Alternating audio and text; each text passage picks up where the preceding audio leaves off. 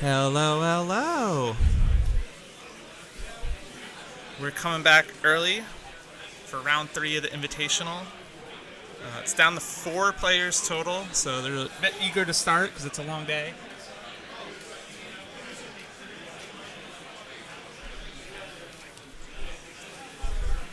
So, you guys can hear me? Gives me a thumbs up, it'd be great.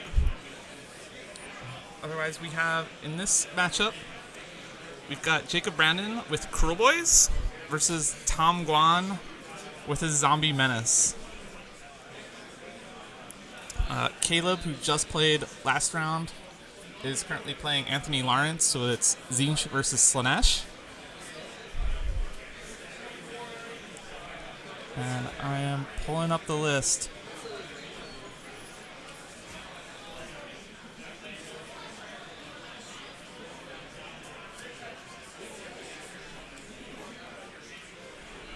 So Tom Guan, Soulblight Gravelords. He's running Virkos with Empire Corpses for his Grand Strat. He's got to bring back 3 units that were slain. Welcome, Tyler Bushy, to chat. He's got a Necromancer with the Blizzard, a Vampire Lord with Core Frost, Belladama with Vile Transference, Gorslav the Gravekeeper as his general. He's got Spore Trackers, so at the start of his hero phase, all of his Deadwalker units wholly within 9 get to move 3 inches. He's also got the Ulfin Carni Phylactery, which adds +1 to the Deathless minion saves for those units that are wholly within 9 of him. In Virkos, you're able to take the artifacts and command traits that are specific to Virkos on named characters, because the Virkos subfaction does have a ton of small named characters. So it's a nice little boost. Helps get them, more prominent on the table. And then to round things out in his heroes, the Secret Tech, Lock of Eye for 300 points. Tom went with Lock of Eye because he was concerned about the OBR menace. OCR Bone Reapers, quite a few of them at this event. He wanted something that was still mobile, had a bunch of Ren to potentially get through those 3-up armor saves, has the Roar to be able to shut off all those extra commands. Lock of Eye can still do 2 monster stat rampages, so you can Roar and Stomp, or Smash the Rubble potentially to get rid of faction terrain piece. And then also, Lock of Eye is a War Master, so with the Hunger, if she's taken wounds, it opens up with a battle tactic that if she heals from her Hunger, then he's able to achieve that battle tactic. So it gives him even more scoring opportunities. And then for the rest of his list, he's running a casual 140 zombies. He's got 2 40-man units, 3 20-man units, and 10 direwolves. And then to finish that out, 2 corpse cards, both with the Unholy Lodstones, which gives +1 to casting. And the corpse cards also give the zombies their 6s to wound and melee, do mortal wounds if they're wholly within 12 of the corpse card. So are you able to hear me, Tyler? Just making sure my audio's working here.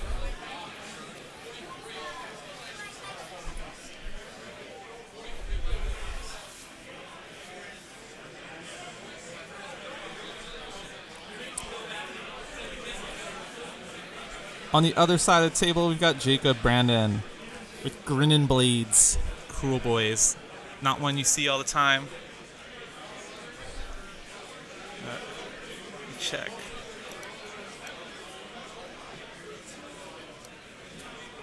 Hello, hello. Are you guys able to hear me?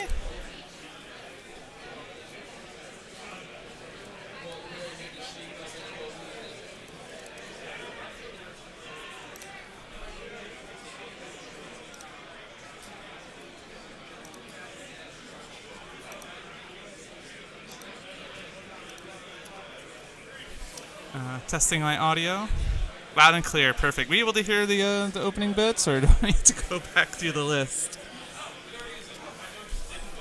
Take it from the top. We've got Jacob Brandon's Cruel Boys. He's got Grinnin' Blades. You can't see him outside of 12, but Doesn't really matter. Tom's got 0 shooting. He's got Swamp Boss Scumdreck, who is basically a Sludge Raker. So he's got this whole bubble of if you're within 6 of him, your 6 is to wound. Also do an additional mortal wound. Cruel Boy's known for just rolling 6s, doing mortal wounds instead of having to roll wound saves and normal saves. But the Swamp Boss Scumdreck adds 1 to that damage. And that's be important because he's also running 2 units of 6 Man Skewer Bolt Boys. So if those roll a 6 while they're near Scumdreck, they're doing 3 mortal wounds on those hits. He's got 3 Swamp Kala Shamans with Merciless Blizzard, Choking Mist, Sneaky Miasma. Merciless Blizzard, doing tons of mortal wounds. Choking Mist, subtracting 1 from attacks characteristics. And Sneaky Miasma, allowing one of his monsters to move in the hero phase, which he's got 3 monsters because he's got Swamp Boss Scumdreck. He also has a Killaboss on Corpse Ripavulcha with Super Sneaky, and Mork's Eye Pebble with the Weirden mount trait. And then Gobsprack, who knows all of the spell lores. And his battle line is 2 10-man units of Gut Rippas, 10 Hobgot Sodas. He's also got the Beast Skewer Killbow, which is great against monsters, which Lock of Eye, potentially. But that's really the only real opportune target for it, I think, in this matchup. And then the Suffocating Gravetide, which I think is going to be... we'll see a lot of mortal wounds from it, but that's going to be the make or break. Cruel Boys is great at getting in like quality of damage, in that it's able to just force through a pretty decent amount of mortal wounds into targets, but it doesn't have the volume of wounds. So it's not good at putting a huge quantity of wounds out on units, and there's a lot of concern that it won't be able to crack this 140 zombies. And if these zombie units die, they can come back. You can either bring them back to Endless Legions at the end of a movement phase, or you can use Gorslav to just automatically bring them back. And Tom has Gorslav as his general, so he's able to just pass off wounds on a 2-up to a nearby unit, so even Gorslav, he's not going to die. The lists are in BCP, Best Coast Pairings. Not sure if you're able to view them. But we do have Cruel Boys, basically 2 birds, 3 shamans, some Bolt Boys, and a Killbow versus 140 zombies with Lock of Eye. Tom has been basically playing this list by just loitering. He just stands on these objectives and says, okay, I'm just going to score my battle tactics. He's not really out to table his opponents or, cause a lot of damage and mayhem. He's just looking to say, I'm just going to sit on these objectives. They're mine.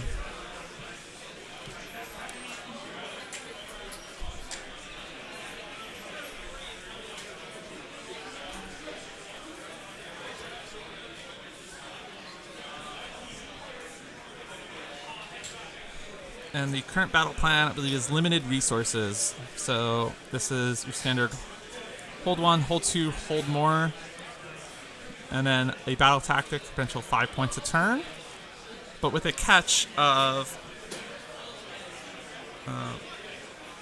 being able to, where you're not able to score objective multiple times, pulling up the exact rule for you.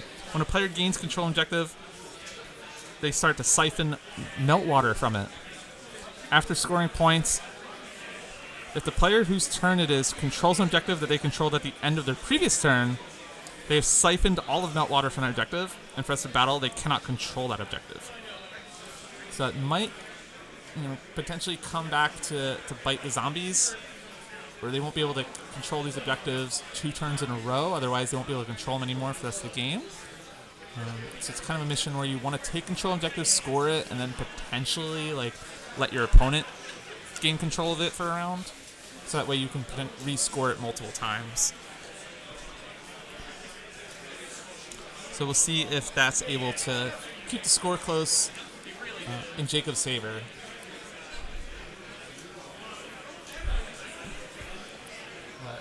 the big question, can Crowboys deal with the zombie horde? I think both players are kind of expecting it to go in Tom's favor. Crowboys don't think I've ever been known to deal with zombie spam before. I've seen it firsthand, having played against Crowboys with 140 zombies myself, that there's just not enough damage output. Good luck. Owen's here. Could we just get one final guess? Who do you think's going to take this one? Tom Guan. Tom Guan, see? Yeah, Tom Guan all the way. Zombies for life. He just can't cut through enough. He's got some tricks, but you got to go with your gut, right? And the gut is Guan. He's gonna win it. The gut is gone, and he's gonna win it. He does have this sneaky trick, so he could potentially remove some of these zombie units from the table to kind of mess up his initial plans. We'll see if that comes into plan too, with his super sneakies to also, redeploy one of his units somewhere else on the board. But for the most part, we're kind of expecting a zombie W here.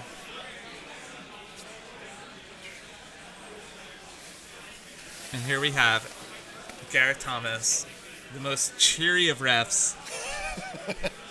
That's me. Yeah. How's this event going for you? It's good so far, yeah. We just had some discussion from Tom wasn't aware that the new lookout sir cannot be shot rule didn't apply if you have a mount. And so he's deployed Belladonna out in the open. And she's probably going to get shot first turn. Jacob very nicely said, you can put her anywhere else if you want, so it doesn't happen. But Tom said, no, I made the mistake. I'm going to leave her where she is. But luckily, that's also why he's got 10 dire wolves. So she passes them off on 3-ups to those wolves. It's true. So there's a chance that she could live through it. There's more than a chance that she can live through it, but yeah, we'll see. Or do you think it's actually a very clever play by Tom and he didn't make the mistake and he's just that big brain and he's just playing 4D chess? Maybe. He has been drinking. We'll see. So we'll find out if anything can impair the zombie horde and menace. I did suggest that we let Tom deploy, take the first turn, and then after that we use ChatGPT to play his army. Is that not how he normally plays? No, apparently not. But I believe this army would still win most games with ChatGPT running it. Well, there's also the interesting players. Can Jacob take some units off the board to prevent the lookouts or the bodyguard rules? it's true, because he could use his sneaky tricks to remove those dire wolves. Yeah. And just Yeah. kill and then Belladonna pop up. right there. He also has the Beast Skewer kill bow, which is probably going to be looking for Lock of Eye, but with Belladonna's position right there, Yeah. likely it. Although I think Tom has the choice of going first in this one. He does. So he'll be able to reposition. Yeah. Although, Tom, fact that he's got to walk forward and stand on objectives. The fact that he didn't decide to take the redeploy that was given to him because of the deployment mistake makes me think he's probably thinking to go first, Yeah. so he doesn't have to live with it. Yeah, he might just tow a couple of models onto the middle objectives, claim it, knowing that Jacob will now claim it back so he doesn't lose the objective for the rest of the game. Going first is not such a bad thing on this mission because of that rule. Yeah, and luckily those garrisonal pieces aren't in the middle. Could you imagine zombies garrisoning an objective? They're That's menace why to I society deliberately first. said, no, you're not allowed to put them on the objective. I went around and made sure that they weren't doing that because, yeah, that's horrible. Gareth, no newcomer to tournaments and judging and reffing. No, this has been my, I don't know, maybe 10th GT that I've reffed this year already. It's a lot. I heard you were at a pretty small event. I don't know. It's called AoS Worlds. What was that like? Just a tiny one, yeah. Yeah, it was great. I'm wearing my World's Ref shirt today. Yeah, it was a lot of fun. That was my favourite event that I've judged at. Yeah, it was good. It was in Amsterdam this past year, and it is back in Amsterdam next year. Yeah, so I'll be there again in June. We had Mass Mallow on stream in our prior game playing Sylvaneth, and he played for Team L's this past year and was 6-0 with with that list With that list. at Worlds. He's a great player. And co-captain of Wales coming into the next year. And then we also have Tom Guan playing the zombies in this, and who was playing for Team USA this past year. He played ogres. So a little bit different than zombies, Yeah, just a bit.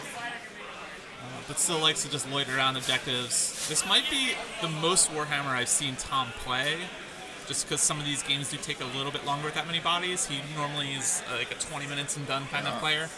I've actually seen him, I've had to go to tables and tell him time is up, which is unheard of for Tom. But yeah. I heard his last game was pretty quick, though. Tom Yes. has made quick work of OBR. We had 3 OBR players in Invitational, and Tom said, Just knock them out. He took that to Lock of Eye for a secret anti-OBR tech, and it seems to have been working out perfectly great for him. All right, I better go back and make sure they're Alright. not cheating. Well, Have fun. thank you for stopping by. Sure.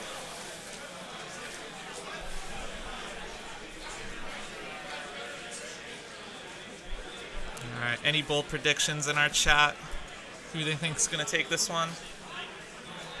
We'll have the winner of this game versus the winner of our Caleb Anthony Lawrence showdown in our Game 4 coverage coming up in about 3 hours or so from now. It's I think slated for about 7 p.m. or 7:30 p.m. kickoff for that. Although players might want to start earlier because a lot of these guys are in a GT. Although our invitational players were given a first round bye.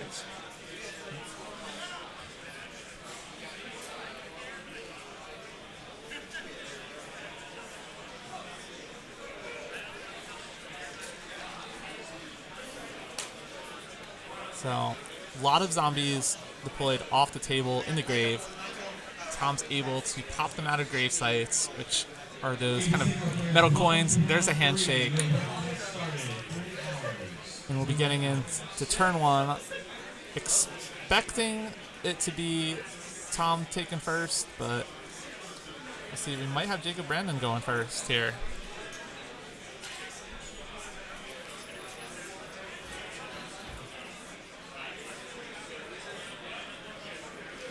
And Cruel Boys are taking top.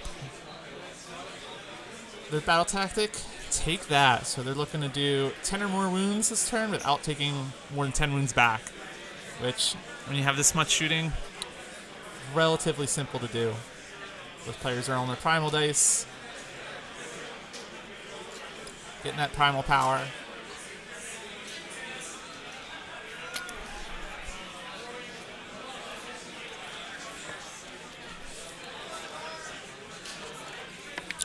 And this is the Nova Open Invitational, round 3. One more round to go in this.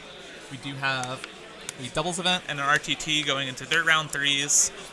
And then starting tomorrow, our 8-round GT, about 168 players playing. We'll be streaming 8 rounds of that right here where you found us.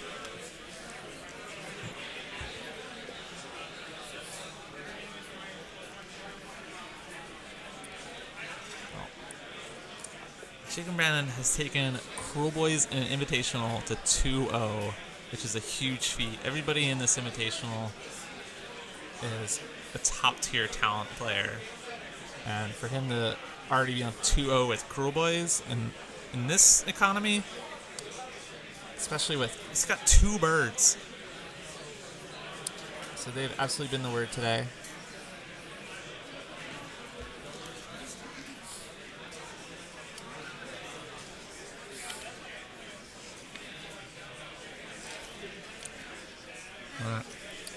A lot of predictions so far, looking like he's going to meet his end from the zombie menace. But we'll see. Cruel Boys can do a surprising amount of damage sometimes, but it's really going to depend on his dice rolls. He does have the ability to turn off ward saves. It's a Cruel Boys spell. And he also has a Suffocating Grave Tide, which is amazing in horde units. You roll a die for every model in the unit, and every 5 up is a mortal wound. So against those 40-man zombie units, it's going to do quite a bit, about 6-7 mortal wounds, and it adds up.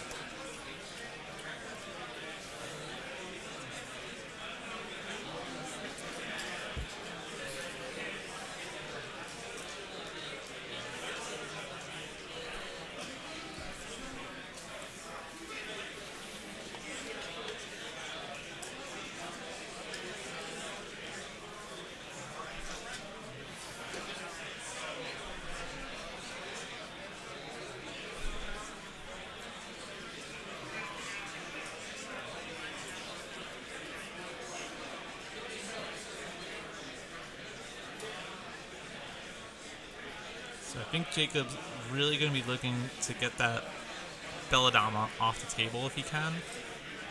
He's bringing out the Grave Tide. Looks like he wants to put as much damage over on that side of the table as he can. There's just so many wounds in the zombie list, and it's not even all on the table, so he's just looking to say, alright, I'm going to manage this pile over here right now. If he's able to kind of clear that section out, it's going to be huge.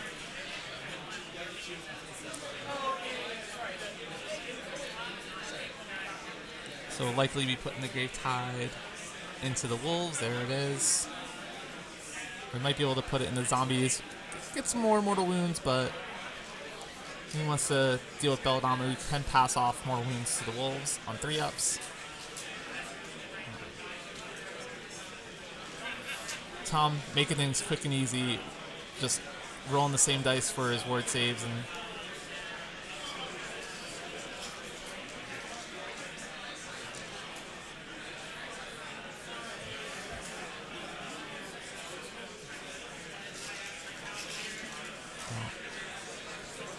I'm about to take quite a few mortal wounds on these zombies. I'm going to check real quick to see where the Gorslav is, to see if they have the 6-up or the 5-up ward save.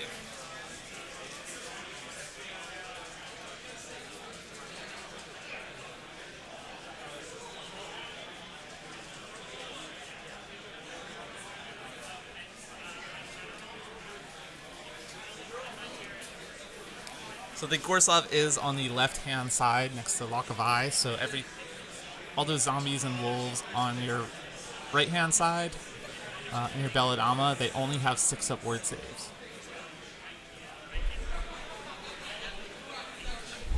And those are comically huge dice.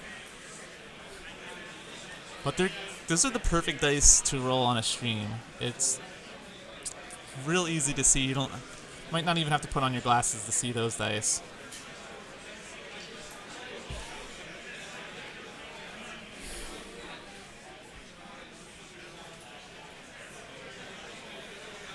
Here comes the first of the birds. I think Jacob's going to be looking to get very aggressive here. Problem with dealing with a Soulblight list of just a ton of zombies is you're essentially on a clock.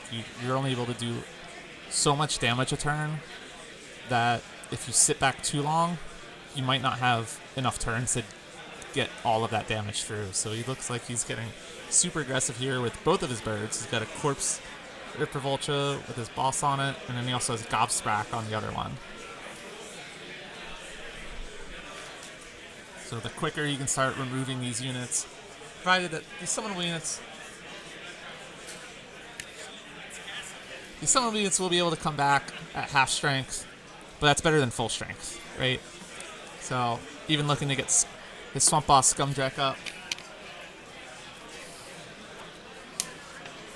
Swamp Boss Scumdreck's going to be able to provide additional mortal wounds. So if you roll 6 to hit with your Holy Within 12, you'll be able to do one more mortal wound than you would have done before. It's normally equal to the damage characteristic.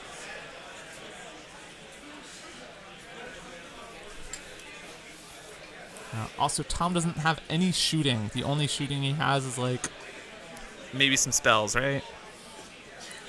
Lock of Eye does have the Spirit Gale, which is the table-wide. Everything takes a mortal wound. On an unmodified 9-up to cast, it's 2 mortal wounds. Probably one of the best spells in the game right now. Soulblight has access to an incredible spell lore. Between that, Spirit Gale, being able to have a unit take mortal wounds on a charge. I believe he might have... He doesn't have Waste Away. Waste Away is one of my favorite spells in the book. It does -1 to wound and damage for units' melee weapons. But Tom seems to be pretty confident that he could just take on any melee army with this amount of zombies. Anytime a zombie dies from melee, if they're within 3 inches of the attacking unit, on a 5-up, they just do a mortal wound to them. And if the zombies kill anything in combat, in the end of the combat phase on a 2-up, they turn them into a zombie, and you just add another zombie to your unit.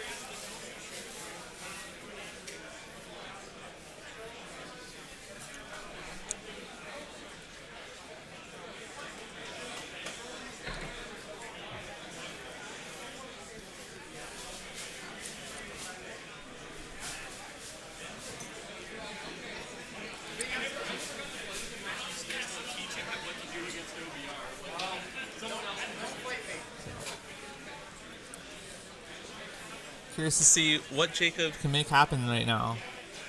And it's a lot of wounds. There's 140 zombies, which is 140 wounds. There's 10 direwolves in the starting list. Virkos summons another unit of 10 direwolves. Direwolves are 2 wounds each. So that's another 40 wounds of direwolves. So you're already up to 180 wounds. And that's just your summonable battle line units. You still have 2 corpse carts, a bunch of heroes, Belladamma's got 9 or 10 wounds. Lock of Eyes got 11 wounds, I believe. So he's measuring his ranges, his distances, seeing what he can shoot.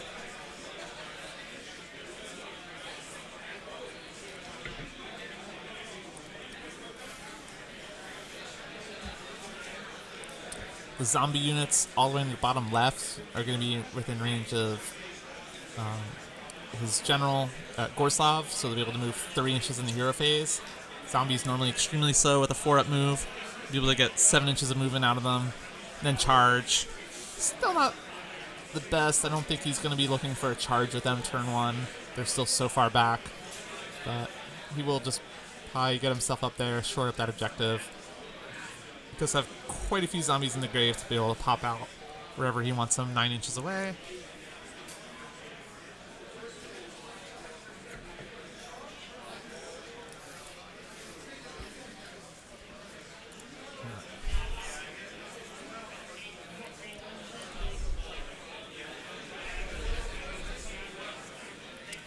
If you guys have any questions, feel free to post them in chat. Do my best to answer. I know you're going to ask, so I'll let you know right now. I have no idea when the Big Pig is getting released.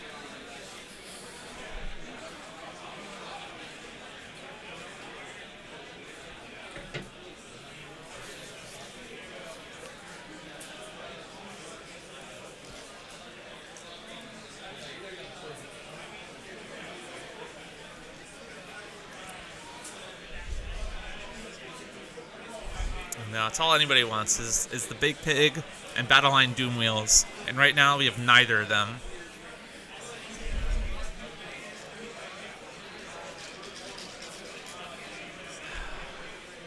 Ooh, I'll have to get an update on that, on the actual amount that he owns. Tom's pretty notorious for borrowing other people's models. So, like the Lock of Eye, that amazing Lock of Eye he has there on the bottom left, that's my Lock of Eye. I painted it Monday night for him. Slap chopped it together. Looks like the first round of shots coming in. Belladamma does get the bodyguard off to the wolves, so on 3-ups she passes wounds off to the wolves. But there's no 5-up ward saves on any of those. So just 6-up wards. He's chosen not to take Torgilius, who is one of my favorite units in the entire Soulblight book for 150 points. He's got a Wholly Within 12 level for summonable units, but they get a 5-up ward save instead. And he is a wizard, so he does get access to that Waste Away spell, so he's super good into a melee matchup, but Tom feels that he'd much rather have the Lock of Eye to deal with the OBR menace. which has worked out for him great. He's 2-0 in this Invitational against OBR, and he's feeling very confident going into Girl Boys.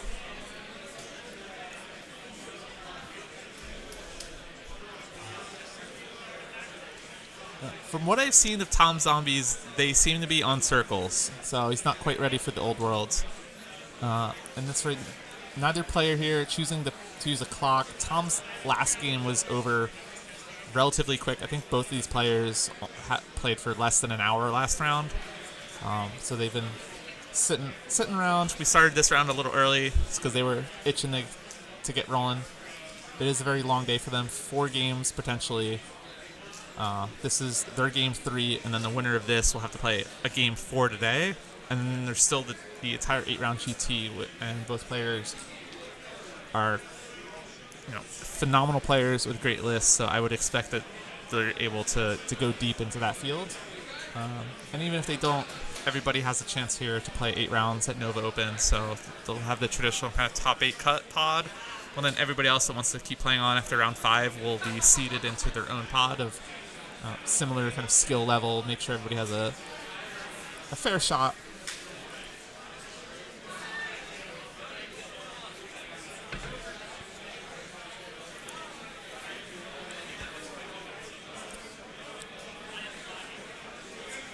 Well, Curl Boys, I'll charge it in. Curious to see if he calls the Curl Boys Wah, which lets him get basically a fight first on multiple units here. You can attack with a couple of them. So if he's able to pick up Belladama, it's going to be a huge pickup for Jacob.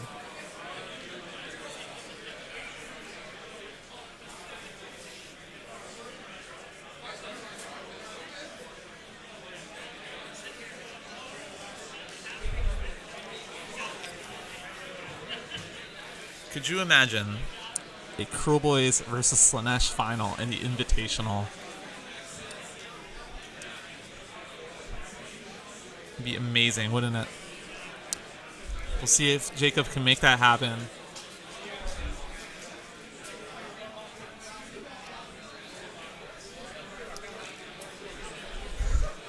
The food drinks, I don't think in our current gaming hall, we're in a huge, massive room here for AoS. We've got doubles, an RTT, the Invitational. There's a narrative event going. There's also Middle Earth, SPG. There's a table set up for Legion. And then there's some other game systems happening in here as well.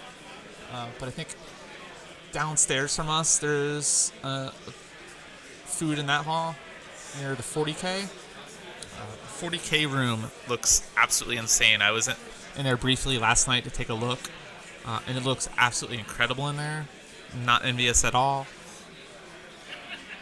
There's also hobby seminars. There's tournaments for all sorts of game systems happening. So if you're in the area, you make it to Washington, D.C., Nova Open is running all the way through Sunday.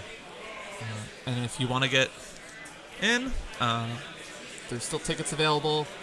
And then we can even get you in the GT that starts tomorrow morning too. So if you haven't registered, never signed up, and you're on the fence, come on down.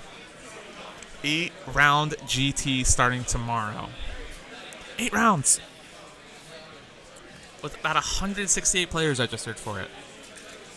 It's going to be a good one.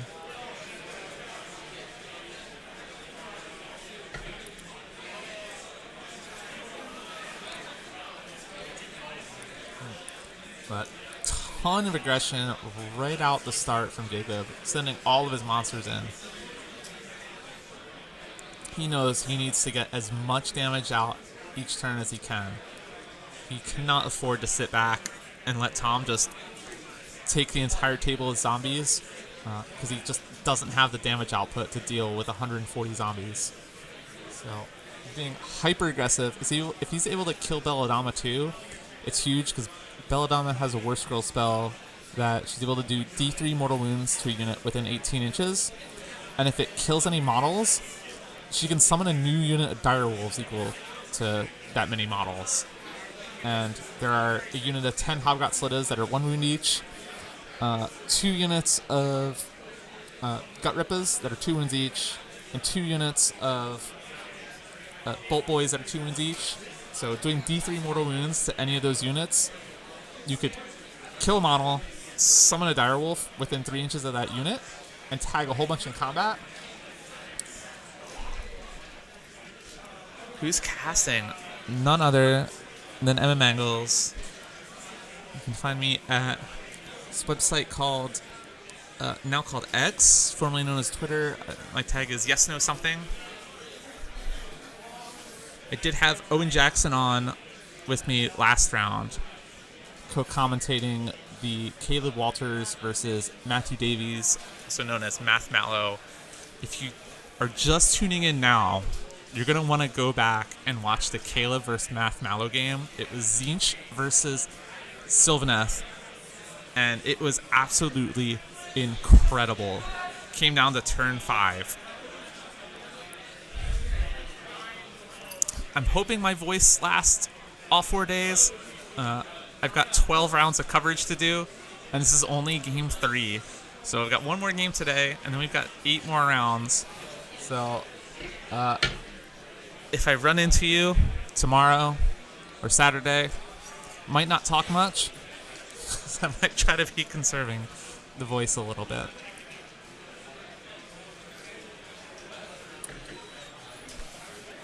We have a very long day today. We have 1 more round after this. And luckily for us, the OBR menace has been dealt with. Just the zombie menace remains. I think there's about 17 OBR players and like something like 17 Soulblight players in the GT, and like about 15, I think, Seraphon players, mostly ones with like Croak. Very interesting to see that Croak is so much in the meta still right now, considering there's so much like null myriad OBR that says I just ignore your spells. That there's this Soulblight menace that says I don't think you can do enough wounds. There's Iron Jaws still running around. Scooter's rocking his.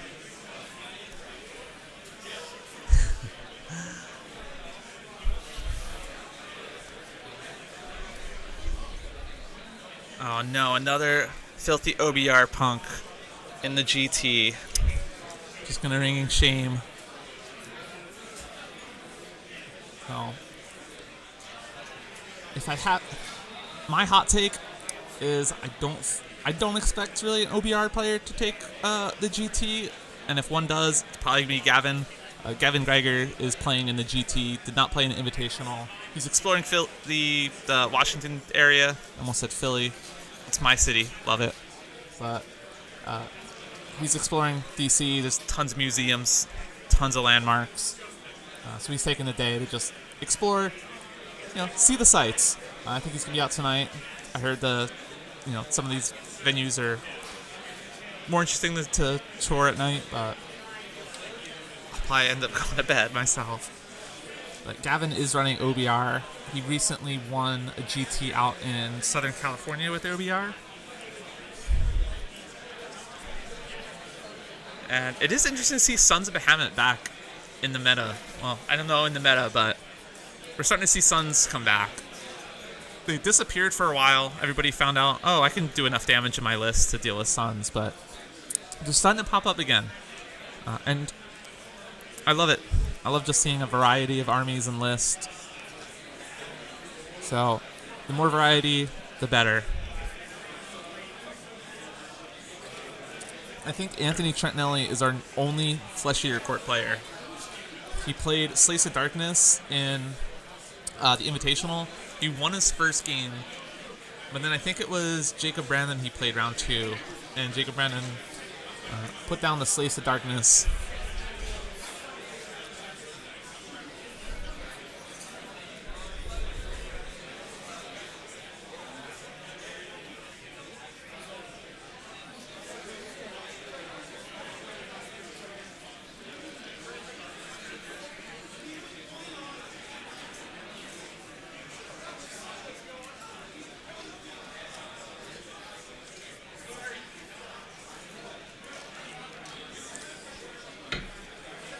Belladama, still alive. Looks like 6 wounds taken.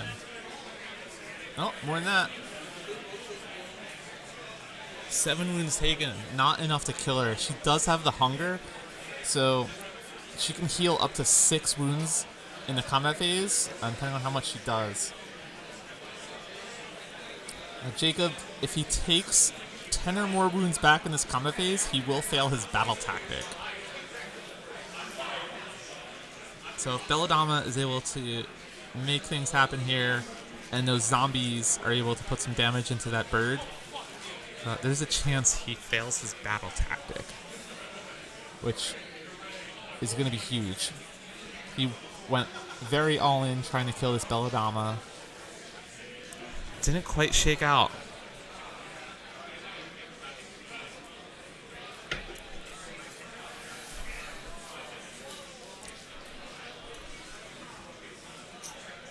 If you're just joining us now, we're round 3 of the Invitational on Nova Open. 16 players who've essentially either won events or, finished in the top 3 here or there. They've all been invited to play in a 16-round single elimination event today.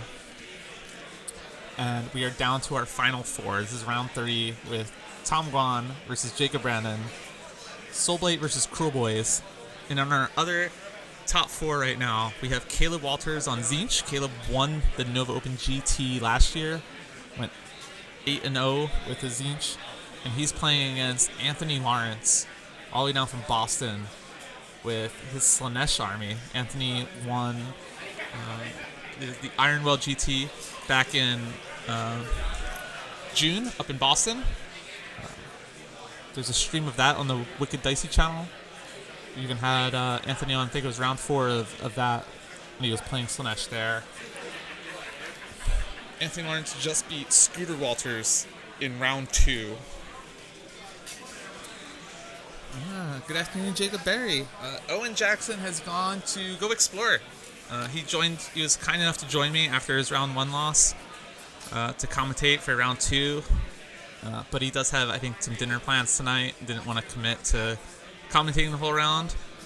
It was a pleasure, absolute pleasure to have him on with me as a guest commentator. Owen Jackson's always an amazing sweetheart to everybody, and we love him. So, hats off to him for joining me for coverage last game. This game, just me right now.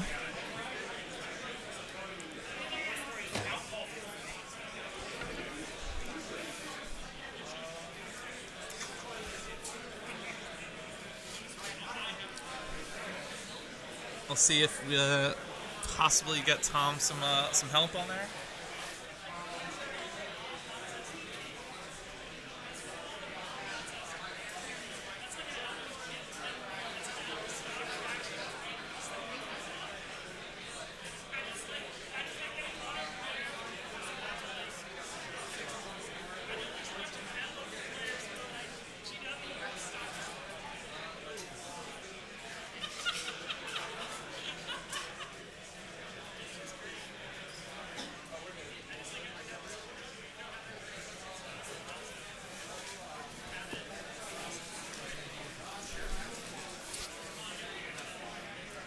Tom with a bit of spillage on the zombies. But luckily, these table mats are absolutely amazing. These are the Games Workshop's table mats. You can see they're imprinted with the Warhammer Age of Sigmar logos at the top middle. They are apparently out of print right now. You used to be able to get them if you ordered a Warlord Titan. It used to be kind of a promotion where you got one of these mats with it. They're currently out of stock, but they are, from what I understand, looking to get more of them. So, a little bit of spillage, but luckily John Anderson is on hand nearby with plenty of paper towels to help sort it out. John was another player in Invitational, played Caleb round 1. Don't know what their final score was, but apparently that one was another close one. I understand there's been quite a few close games here.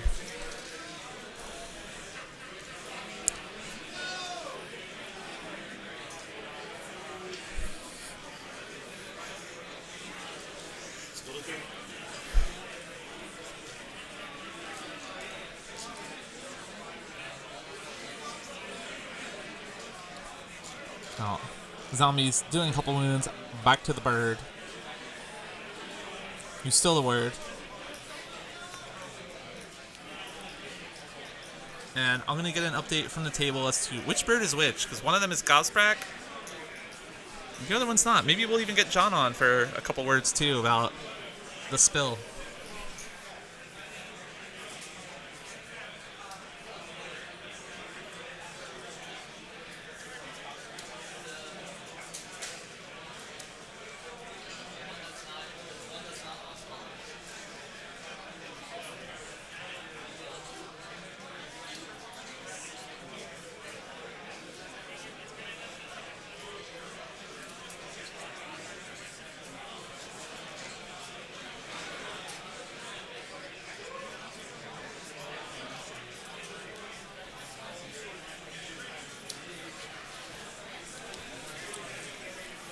And I'm back. We've got Gobsprak is the one in the center, middle of the table. So, pretty exposed there, but Zombie is not known for huge volume of damage output.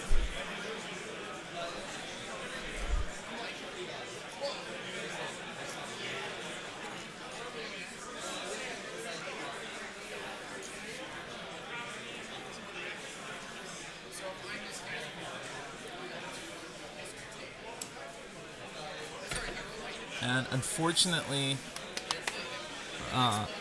Jacob did end up taking too much damage in return in combat, so he failed his battle tactic to take that. He needs to do 10 or more wounds and not take more than 10 wounds back.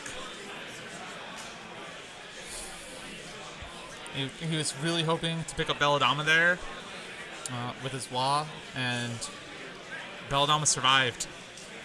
And she said, "Not today."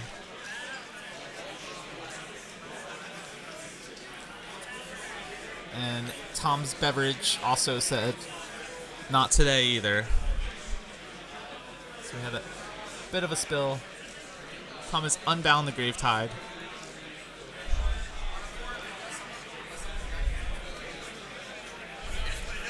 Yep, so the zombies do mortal wounds on 6s to wound if I'm in the corpse cart nearby, and then also if they're slain in melee on a 5-up, if they're within 3 inches, they get to do a mortal wound as well. So they've got 2 sources of the mortal wounds. Corpse Guard's giving a +1 casting to wizards within 12, and then the zombie units are wholly within 12, get the 6s to wound. Running double Corpse Cart, so he's got 2 bubbles of that. He's got one on the left of his left side, and he's got another one on the right. Here comes the heroic action to summon out 10 direwolves. So he's able to do this from a vampire hero, so he's got Lock of Eye over there. And then they have to come in 9 inches away from enemy models. But since he's bringing them in wholly within 9 of Gorsov the Gravekeeper, this is all start of hero phase, so he's able to then use his Spore Tracker command trait to move these direwolves 3 inches, which then puts them potentially on a 6-inch charge, because they can still charge the turn they're summoned in.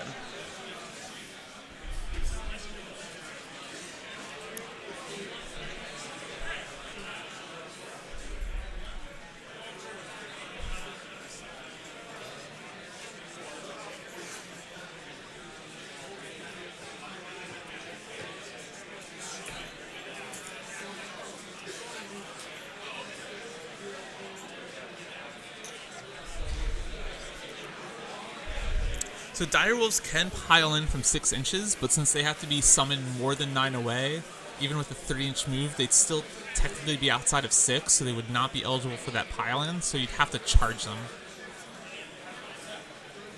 There's a trick if you're able to get a second heroic activation, like in the last GHB, you're able to do 2 heroic actions. If you went second, you were able to then summon the direwolves, Spore Tracker them the 3 inches, and then use the other Virkos heroic action to then add D3 models to a unit, which then could get them within 6 inches and set up some real sneaky plays. Oh, that's right, she isn't Virkos. I know he's a Vampire Lord. I think the Vampire Lord's tucked in there right behind Lock of Eye.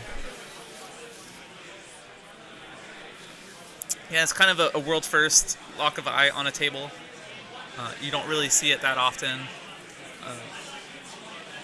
Quite a few firsts in this. You know, we've got Cruel Boys here. We got a Lock of Eye on a table at 2-0. Anthony Lawrence has Zangor Fiendbloods in his list, and he's at 2-0 in this Invitational. So, quite a lot of interesting lists and interesting tech. And it's been really exciting to see, you know, these unconventional items. So I talked to Tom about Laka. So he's concerned about OBR. You know, there's not enough real damage output from just zombies to be able to crack OBR. They've got all of those like 3-up saves. So what Lock of Eye brings is she's got a lot of high rends, like 2 rend and multiple damage. She's quick to move around so she can get where she needs to. She reduces the rend of enemy units that are within 3 inches of her by 1, which makes everything else more durable in his list. And she can do 2 monstrous rampages, so you can have Lock of Eye use Roar, which then shuts off like an Immortus Guard unit from being able to improve their save or improve to a 5-up ward save that round. In one of his earlier games, he said that he went in with Lock of Eye and killed 3 Immortus Guard with just Lock of Eye's combat. He also really likes her for the additional option for a battle tactic, because Lock of Eye has the hunger, so if she does any wounds in combat, she can heal up to 6 wounds depending on how many wounds she did. And there's a battle tactic in Soulblight for like the choicest vintage. I think that's the word. It might be a different one name, but there's one where if you heal any wounds from the hunger with your general or with 2 vampire units, then you achieve your battle tactic. So since Lock of Eye is War Master, she counts as a general, so if she's wounded at all, heals with the hunger, 2 points. So Tom really likes the addition of her because it gives a real simple, like, another option for a battle tactic, and it just gives him some tech and some answers to the OBR menace.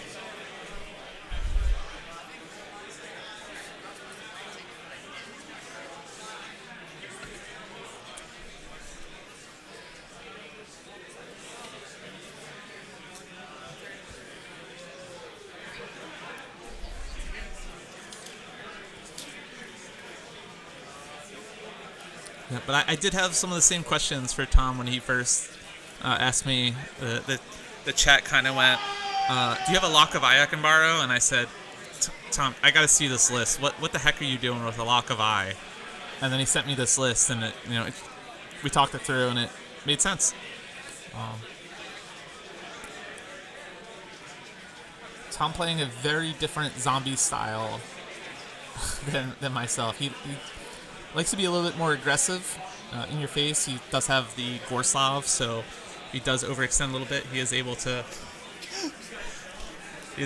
bring back extra units. He only has the one source, the 5-up words. So instead of electing to bring that Torgilius for that second bubble of a 5-up word on his zombie units, he's only bringing Gorslav. But Gorslav is an amazing choice for general, especially an event like this where there's like 15 Seraphon players in attendance. So once he gets to the GT, Gorslav can pass off wounds on a 2-up. So, like, who's going to be able to kill Gorslav?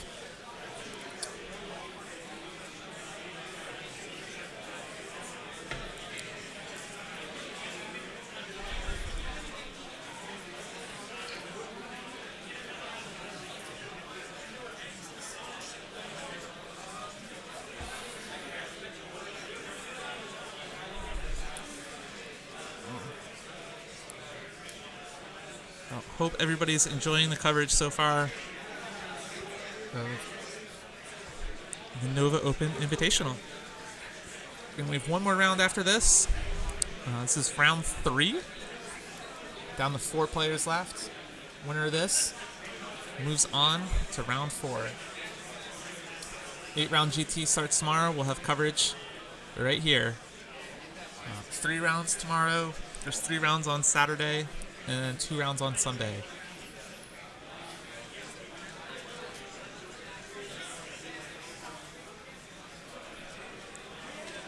And I will be back in just a moment. I'm going to get a quick update from our Zinch Slanesh game, see where that one stands.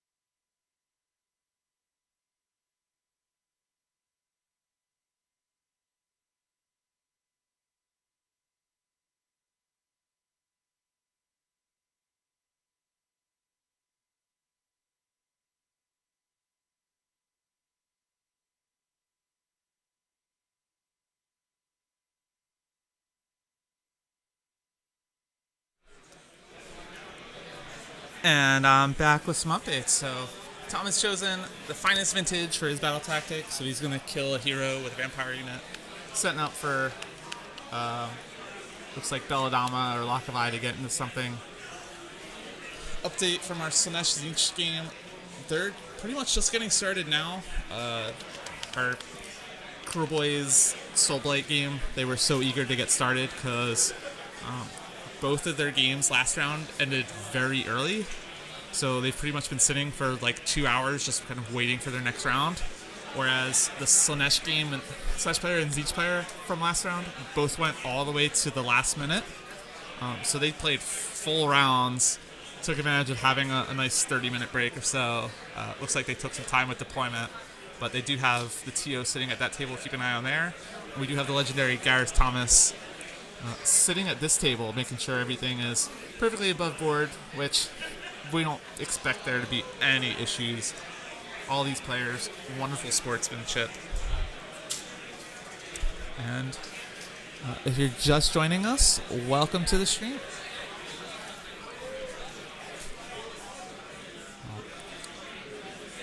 Quick recap what's happened. Tom misdeployed his Belladama on the line,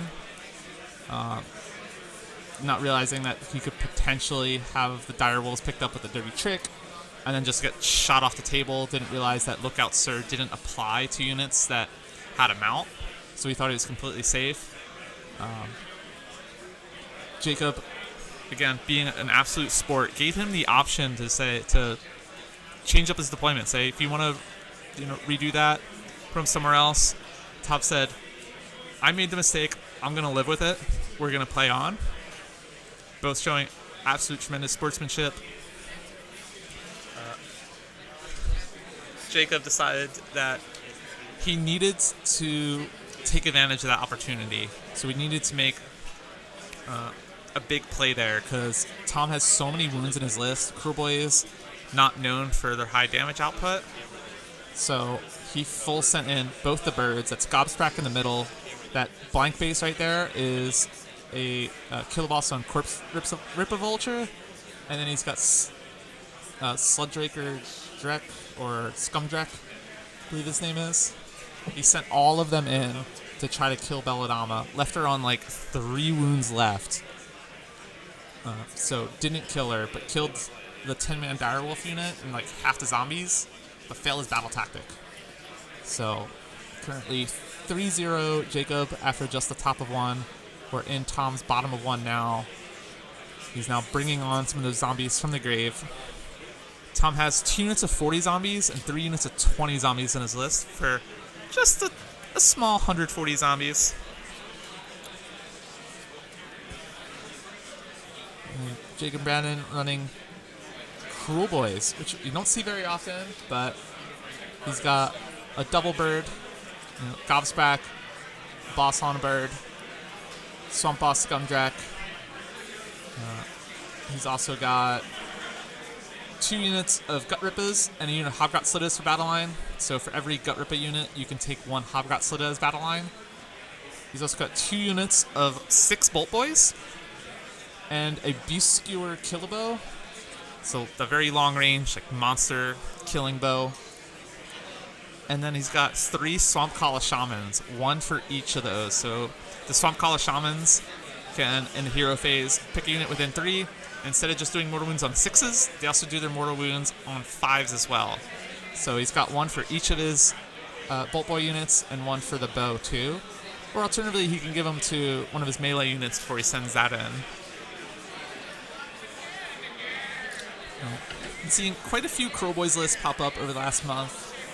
All of them looking very different. I think Crow Boys is actually some pretty super sneaky fun to get in here. I can look up his first round opponent. I know last round Jacob played against Anthony Trentinelli, who brought Slaves to Darkness. Anthony has always been a Slaves to Darkness player, absolutely loves that army. And he's got a beautiful army. It's got a lot of work done to it. So conversions, the painting on it is incredible. If you've never seen it, maybe I'll have to try to find some pictures at some point. But Anthony was running a unit of 6 Khorne Baron Guard, 10 Nurgle Knights, and then he had 10 Chosen, but they were marked Khorne because he was going for the extra damage. But Jacob was able to deal with that. He also beat Dale Irvin round 1. Oh no, Anthony Trentinelli played Dale Irvin round 1, who was playing Ogres. So that was Anthony Trentinelli's path.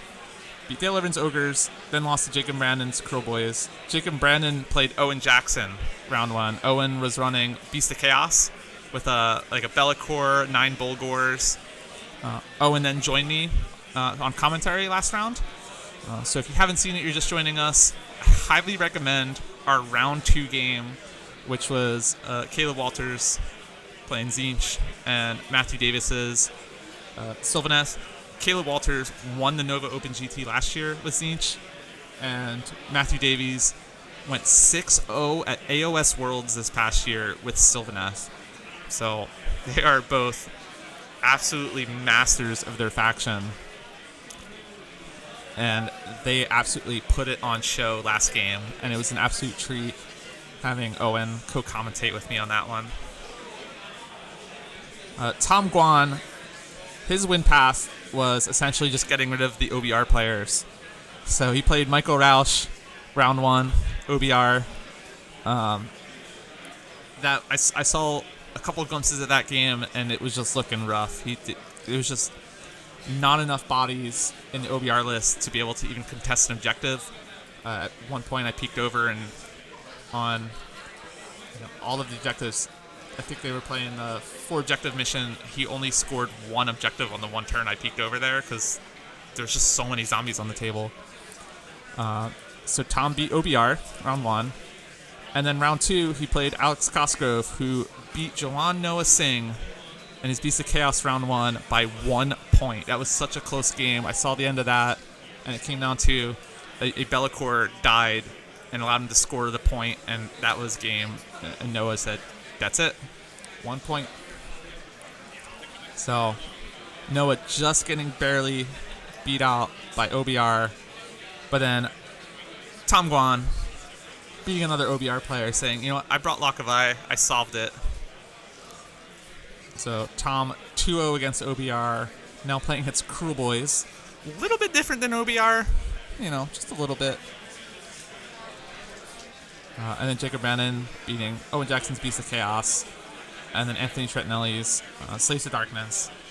The winner of this game will go on to play against the winner of either Anthony Lawrence's Slaanesh or Caleb Walters' Tzeentch. Both of those players, absolutely incredible players. Caleb Walters, again, won Nova last year. But Anthony Lawrence kind of been out of the scene a little bit. He had a kid, focused on family. Has still just been winning events up in Boston, where he's from. Won Ironweld earlier this year with Slaanesh.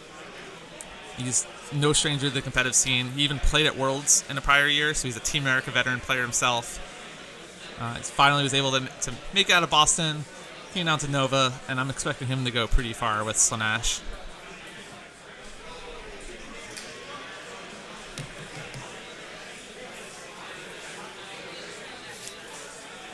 Now, there was the Lock of Eye into Gobsprack for the battle tactic.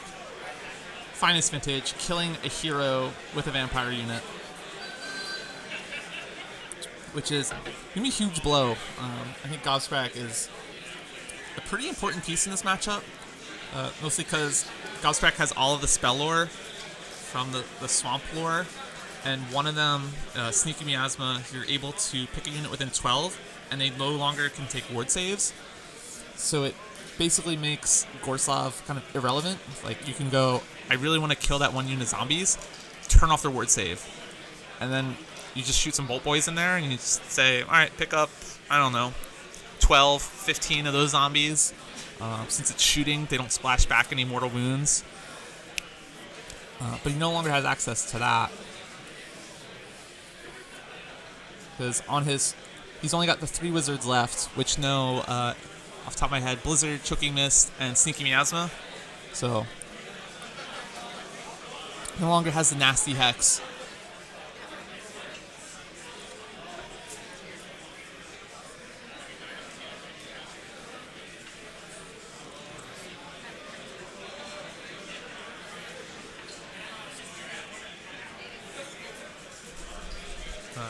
Hope everybody's doing well.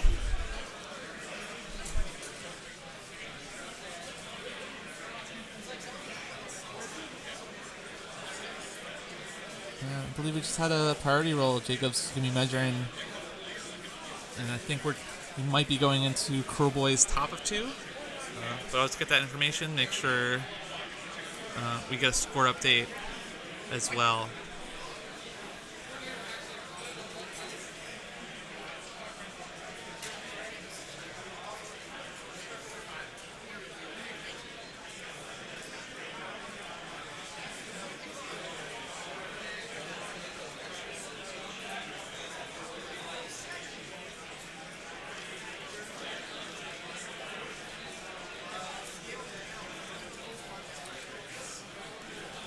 Yep, that was priority we saw. Tom rolled a 5. Jacob Brandon showing why he's so good at Warhammer. Rolled a 6. 1 priority, and he's going to take it. Because I think he really has to deal with that Lock of Eye right there. That's in his face. Lock of Eye is just so good in combat. Been a pretty underrated war scroll on her. But Tom took her exactly for these types of situations.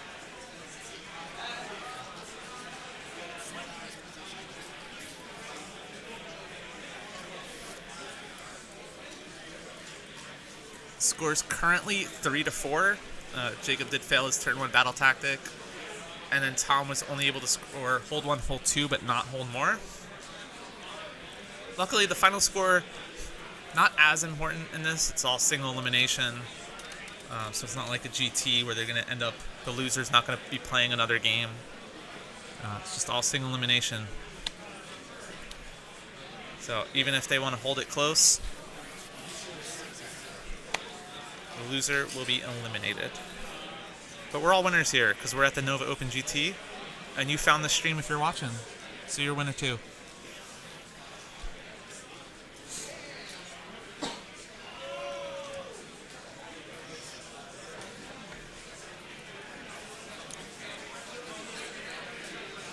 Crowboy's battle tactic led into the Maelstrom. This is charge a hero and a battle line unit, and at the end of the turn, one of them has to still be in combat. So there's 2 units of Gut Rippas and a unit of Hobgot Slitters that can charge, and then he's also got all of his heroes are not in combat, so he's got the Corpse Rippa Vulture and Swamp Bar Scumdreck that are free down there.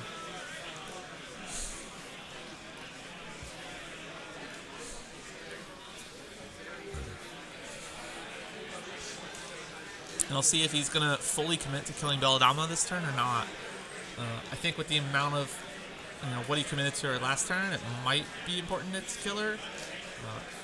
Her War Scroll spells are absolutely amazing. But he also needs to deal with this Lock of Eye.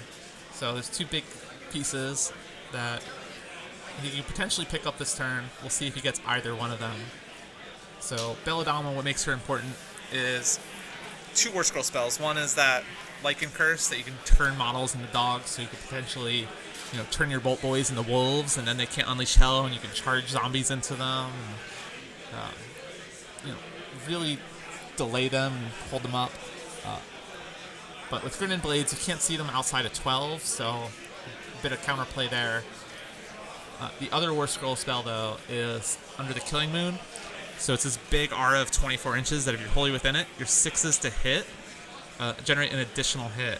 It doesn't apply to Lock of Eye because she's got the Avangori keyword, but all of those zombies then go on, their 6s to hit become 2 hits, and ultimately they're fishing for those 6s to wound to do a mortal wound. On the other hand, Lock of Eye could be a bigger threat because Lock of Eye has Spirit Gale. The Spirit Gale does a mortal wound to every enemy unit on the table. Not even visible, not even a range, it's just every unit on the table. And then on unmodified 9-up, it goes off twice.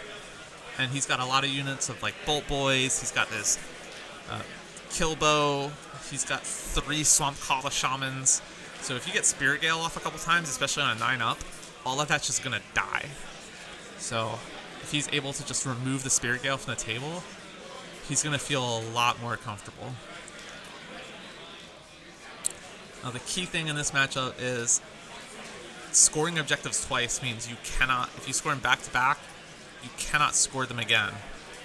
So Jacob does have those 2 objectives towards the top of the screen, and he has the one on the right hand in the middle. So after this turn, he won't be able to score those again. And he's going to have to push deep into this zombie menace. Tom did cap the 3 on his half. So after Tom's turn, he won't be able to score them again. And he's going to have to push deep into the Cruel Boys half. So no matter what happens here, we could still potentially have a pretty tight game just based on what objectives they can actually score points off.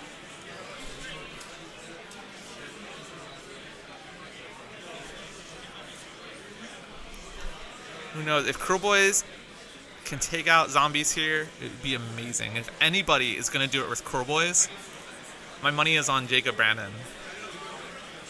Last year, he was playing Skaven and was just putting on a master class in how to play Skaven. Inspired me a little bit. I've been kind of slowly working on my Skaven. Now he's switched to Cruel Boys, and he's been playing Cruel Boys quite a bit at the last few events, and he's been doing very well. He's had some 4-1s. He's been close to that 5-0 with the Cruel Boys. He is a phenomenal player and not a person to underrate. There's a reason he is here at this Invitational. And it is absolutely amazing to see somebody playing at this level with an army that we don't really see that often. So super excited to see him on stream.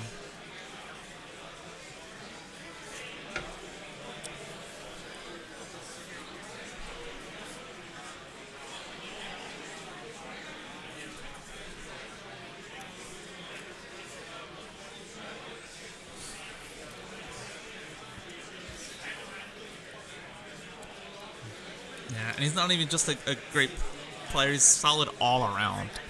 Like, beginning of this game, I talked about it earlier on stream, Tom misdeployed Belladama on the line, not realizing that Lookout Sir doesn't apply to her because she has a mount, and Jacob gave him the opportunity to redeploy, say, I'll give you the opportunity if you want to move her and your dire wolves, you want to change anything, how you deployed. And Tom said, you know what, I'm good. I made the mistake, I'm going to live with it, and we're going to play it out. So, huge sportsmanship on both parts here. So, not just here at Nova Open Invitational, because they're good at Warhammer as a game and just playing it. They're good at it as people. The level of sportsmanship out of both of them is at an all-time high. Like, this is exactly the kind of opponent you really want to play at an event. Someone who knows their stuff and, isn't going to quite maybe nickel and dime you, and they're going to understand if you might have gotten a rule wrong.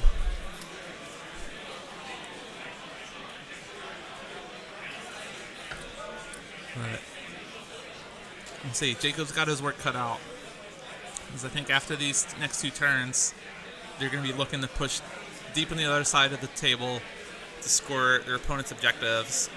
Because this mission, if you score an objective that you controlled the prior turn, you eventually sap all of the meltwater out of that objective, and you can't score it anymore.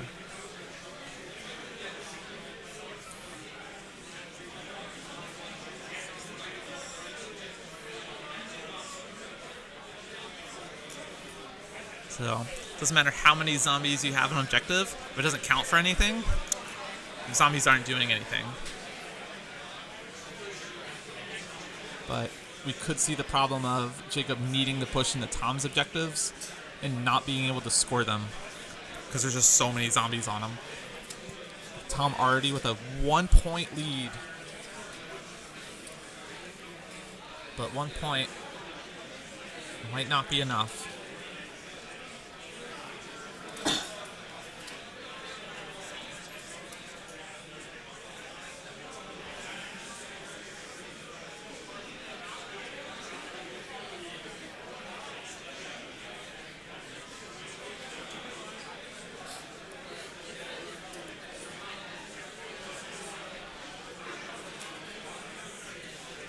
So at the end of the movement phase, Tom gets to roll die, and on a 4-up, he gets to bring back a unit that was a summon unit that was slain at half strength.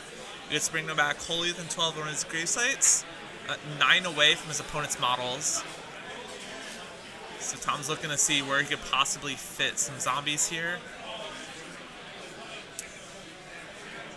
He's got a couple metal coins. You see he's measuring from 1. There's another one a little bit below that on that objective in the middle, next to the Swamp Boss Scumdreck. He's also got one on his opponent's objective at the top left of your screen. That's in between those 2 Gut Ripper units. And then his other one, I believe there's probably some zombies on it. It's kind of near the building on the left.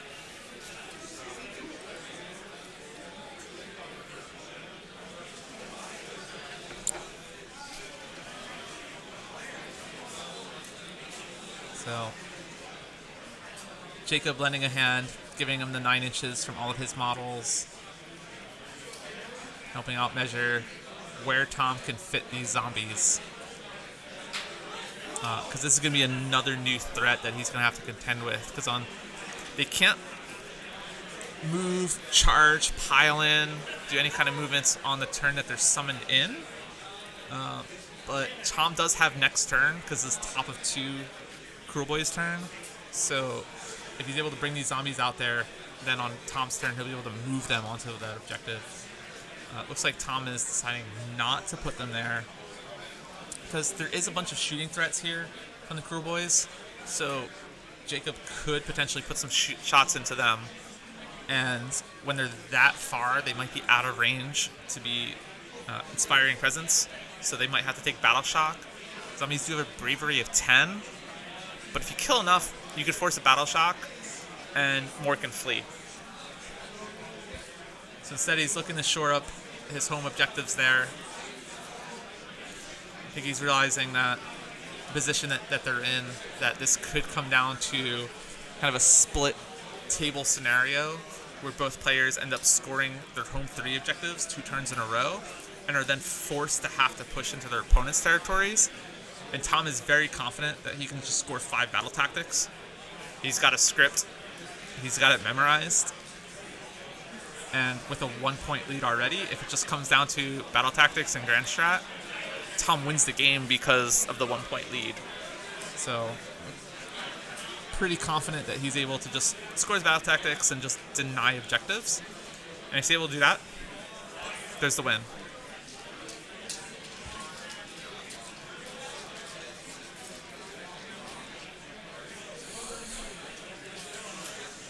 Tom's grand strat is also to bring back 3 summonable units that were slain. He brought back the half-strength direwolf unit at the bottom right near Belladama. You can see like there's 2 wolves kind of peeking out near that bird. So that unit was brought back already, and now he's brought back a zombie unit. The other one that was on the right side of the screen that was slain the prior turn. So he's brought back 2 units already, and still just top of 2. So he just needs to back 1 more summonable unit before the end of the game. And it's with that, he's probably got it in the bag. There's so many ways that you can just kill off one of your own units. You just charge it in, take some damage in melee, pull models so they're out of coherency, and then they flee from battle shock. And then Gorslav, in his list, he's able to just automatically just bring back a unit in his movement phase, so he doesn't have to do the roll for it.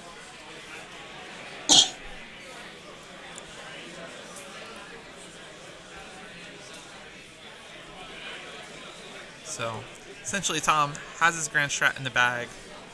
Jacob, his Grand Strat is Crump 'em all.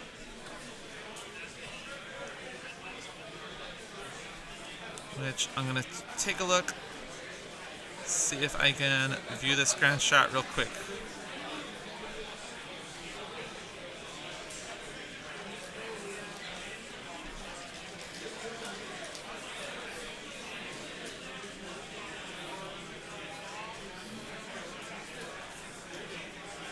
So Jacob's Grand Strat is, if the battle ends, he completes this if there are fewer than 3 enemy units on the battlefield.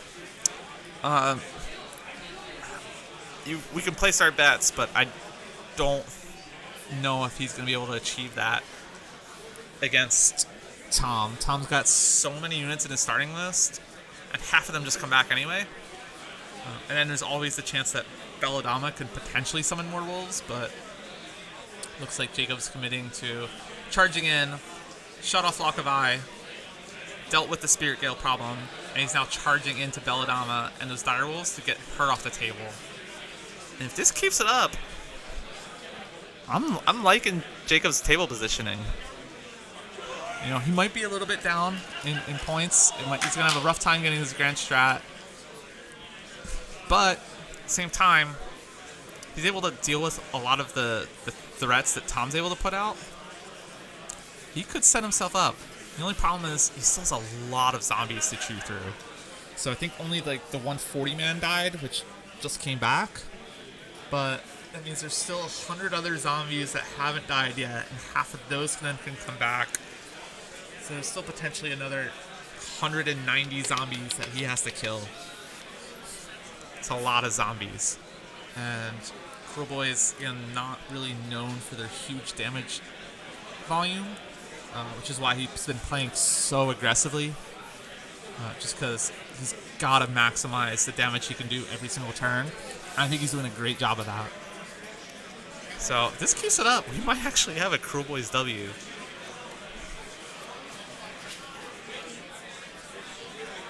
And if I weren't watching it on stream, I would have never said it was possible, but here we are. What does our chat think? Do they like Cruel Boys or do they like Soul Blight right now?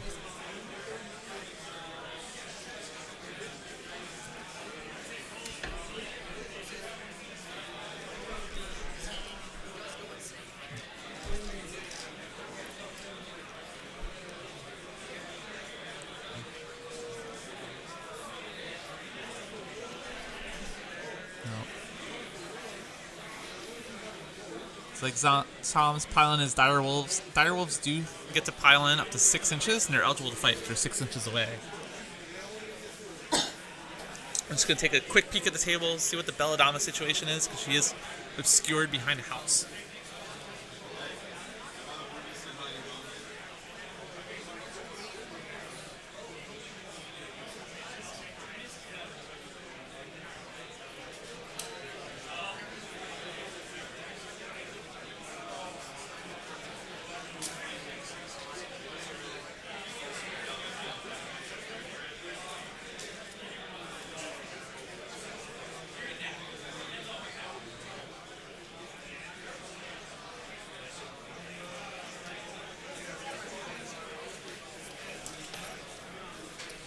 So Belladama looks pretty safe. She's pretty far back there behind that tower at the bottom left. Swamp Boss Scumdrick did swing first. So never mind. So Swampa Scumjack swung first, which is the smart move to make to clear the wolves. And now here comes the Vulture trying to finish off Belladama. And this is really what Jacob needs. He needs to pick up this Belladama. There's some mortal wounds. That's exactly what he's looking for. Crow Boys have those venom encrusted weapons. So not every unit has it, but the orc units and then some of the mounts, it'll say on their war scroll that they get the battle trait as well. But if they roll 6 to hit, it just does that many mortal wounds equal their damage.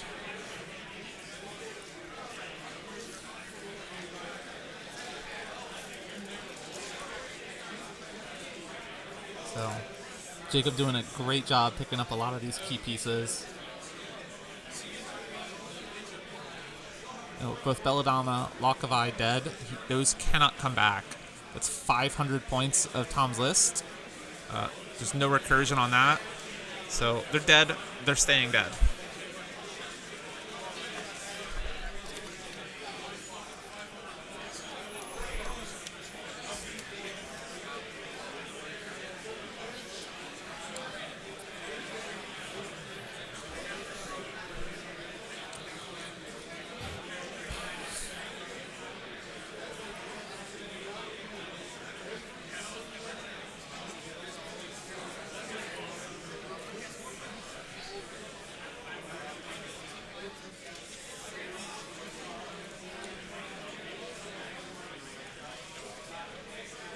Jacob, he's got 2 units of 10 Gut Rippers in here with these wolves. Gut Rippers also 6 is the hit, doing a mortal wound. They do have Ren 1 on their weapons. Dire Wolves are only a 5-up save. They're 2 wounds each, though. But Jacob's really looking to kill do as much damage as possible, knowing that Tom will be able to bring units back at half strength. He still needs to just get these units dealt with, so get off the table. Okay, they come back with half strength, but they'll die even quicker then. He needs to just clean up as many bodies as he can, because it's only turn 2. There's still 3 more rounds of scoring that Jacob has access to, but the big boogeyman problem is just the body count that zombies have on objectives.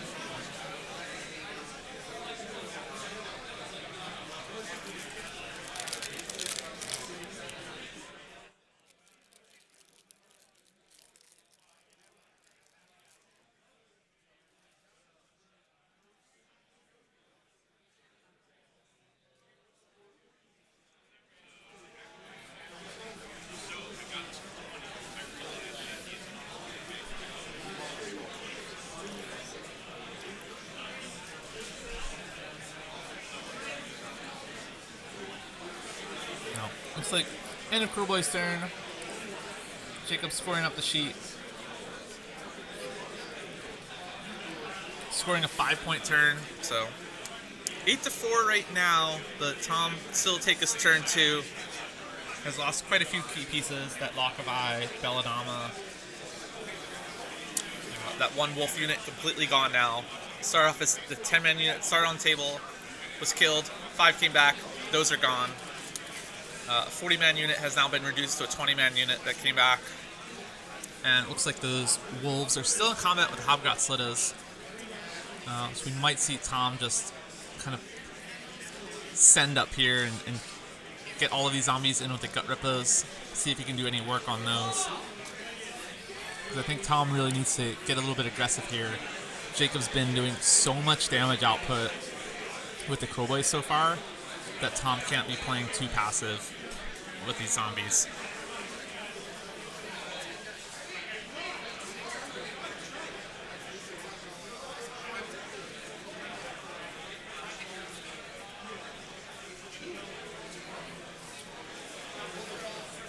There's still 2 Dire Wolves in combat there with the Gut Rippers. They're like right wedged up against that terrain piece on your left-hand side in the center.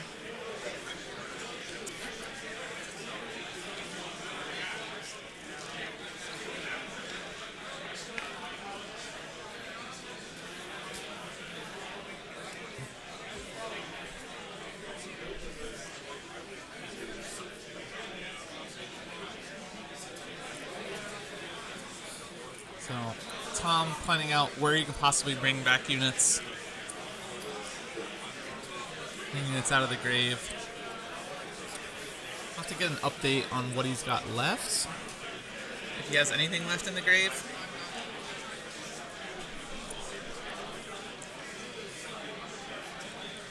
Oh. Right now he's doing his Spore Tracker, so start of his hero phase. He gets to pick a unit holy to 9 to Gorsov. Gets to move up to 3 inches. So moving those zombies closer up. Then zombies have a 4-inch move in the movement phase.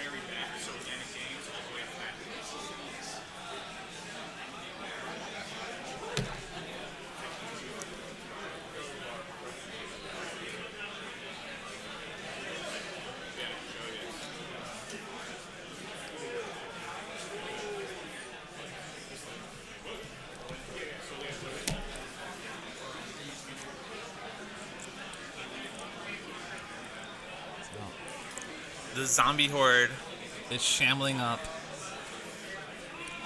See, the only thing I don't like right now on Tom's side on this move is that his corpse carts are so far back. You can see them both at the bottom of your screen. There's kind of a darker one on the left-hand side of the center objective, and one kind of towards the right of that objective.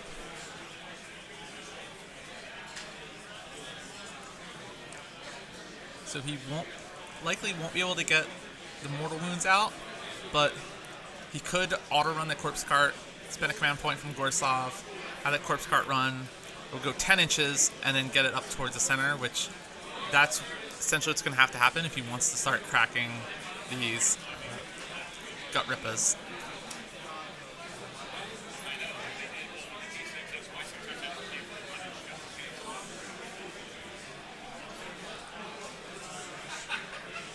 Although he is pulling back a little bit. Curious to see what he's bringing in here. Looks like he's making room for Gorsov to come up. Gorsov's pretty good in melee. He's got I think about 5 attacks, Ren 1, 2 damage each, which, you know, gut rippas are 2 wounds each, so every failed save, he's gonna be able to kill a gut rippa with it. But curious to see if he elects to full send him in, or if he's just content to just sit on objectives and loiter.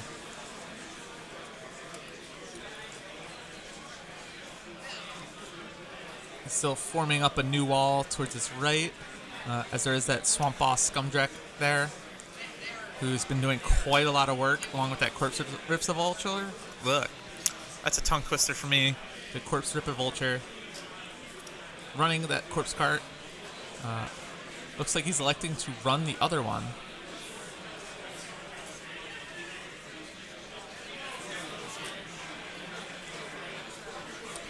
Corpse carts are not summonable, so if he's able to kill these corpse carts, they won't come back, and he can start limiting a lot of the mortal wounds. Yes, the boys are also running the Grave Tide. So we saw it turn 1. I was able to bring out the Grave Tide and throw it right into Tom's face. Didn't see it make an appearance turn 2, but there is that Grave Tide that's off the table to your top left-hand side of your screen. Jacob Brandon also brought an extra 130 mil base, which whenever you're running a big model, in this case he's got 2 of these 2 birds, he's got a Gobsprack and a Corpse Ripper Vulture. It's always great to have an extra giant base with you, just so you can kind of pre-measure where you can go. If there's any question of can I potentially fit that there with a run or a charge, be able to just pre-measure. So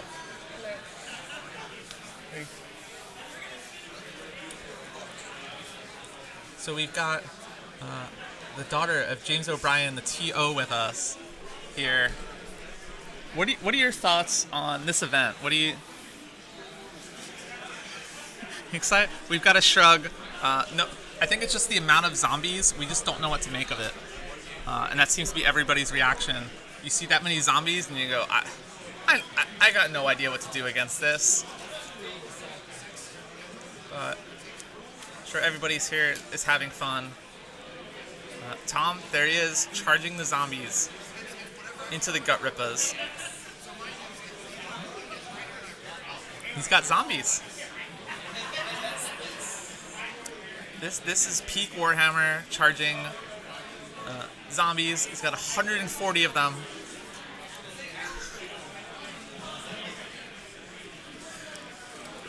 Just a casual 140 zombies in the Tom Guan special. Does only have 2 direwolves left of essentially the 20 that he gets before.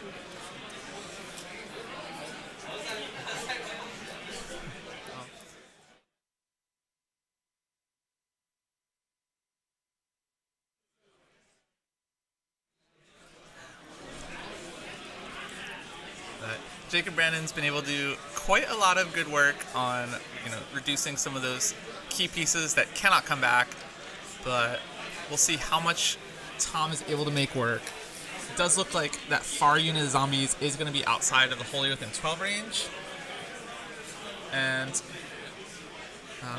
only that closer unit is really going to be able to do mortal wounds in combat with their swings.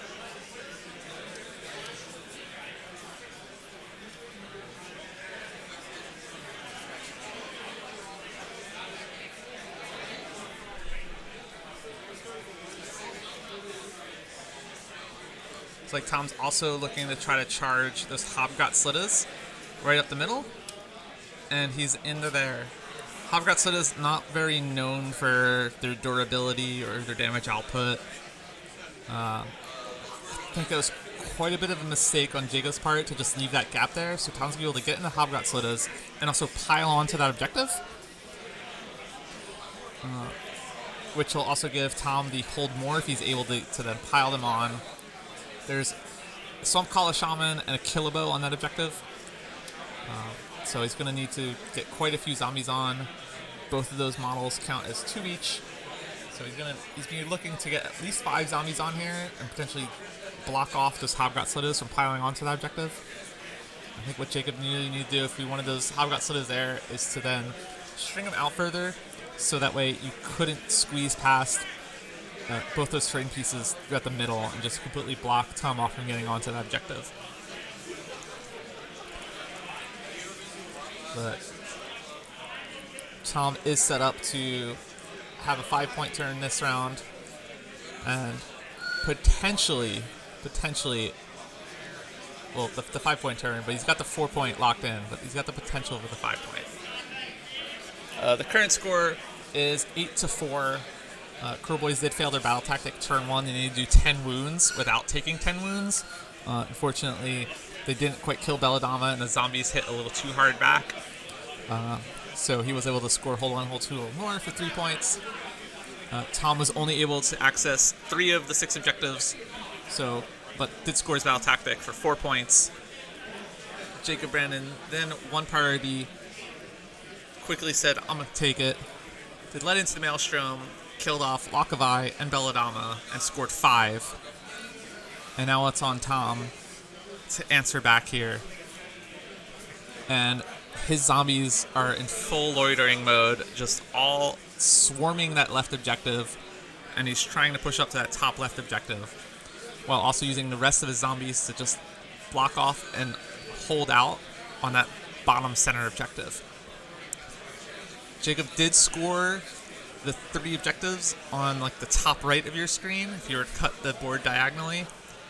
It's 2 turns in a row, so on this mission he cannot score those again. Tom will score the 3 objectives on the bottom left half of the screen, so he won't be able to score those objectives after this turn.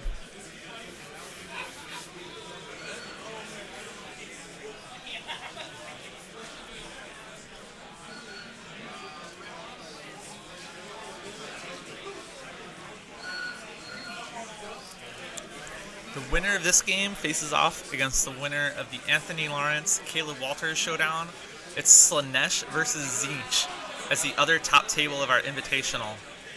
That game will be coming to you later today in about another hour and a half or so. Once these have kind of wrapped up.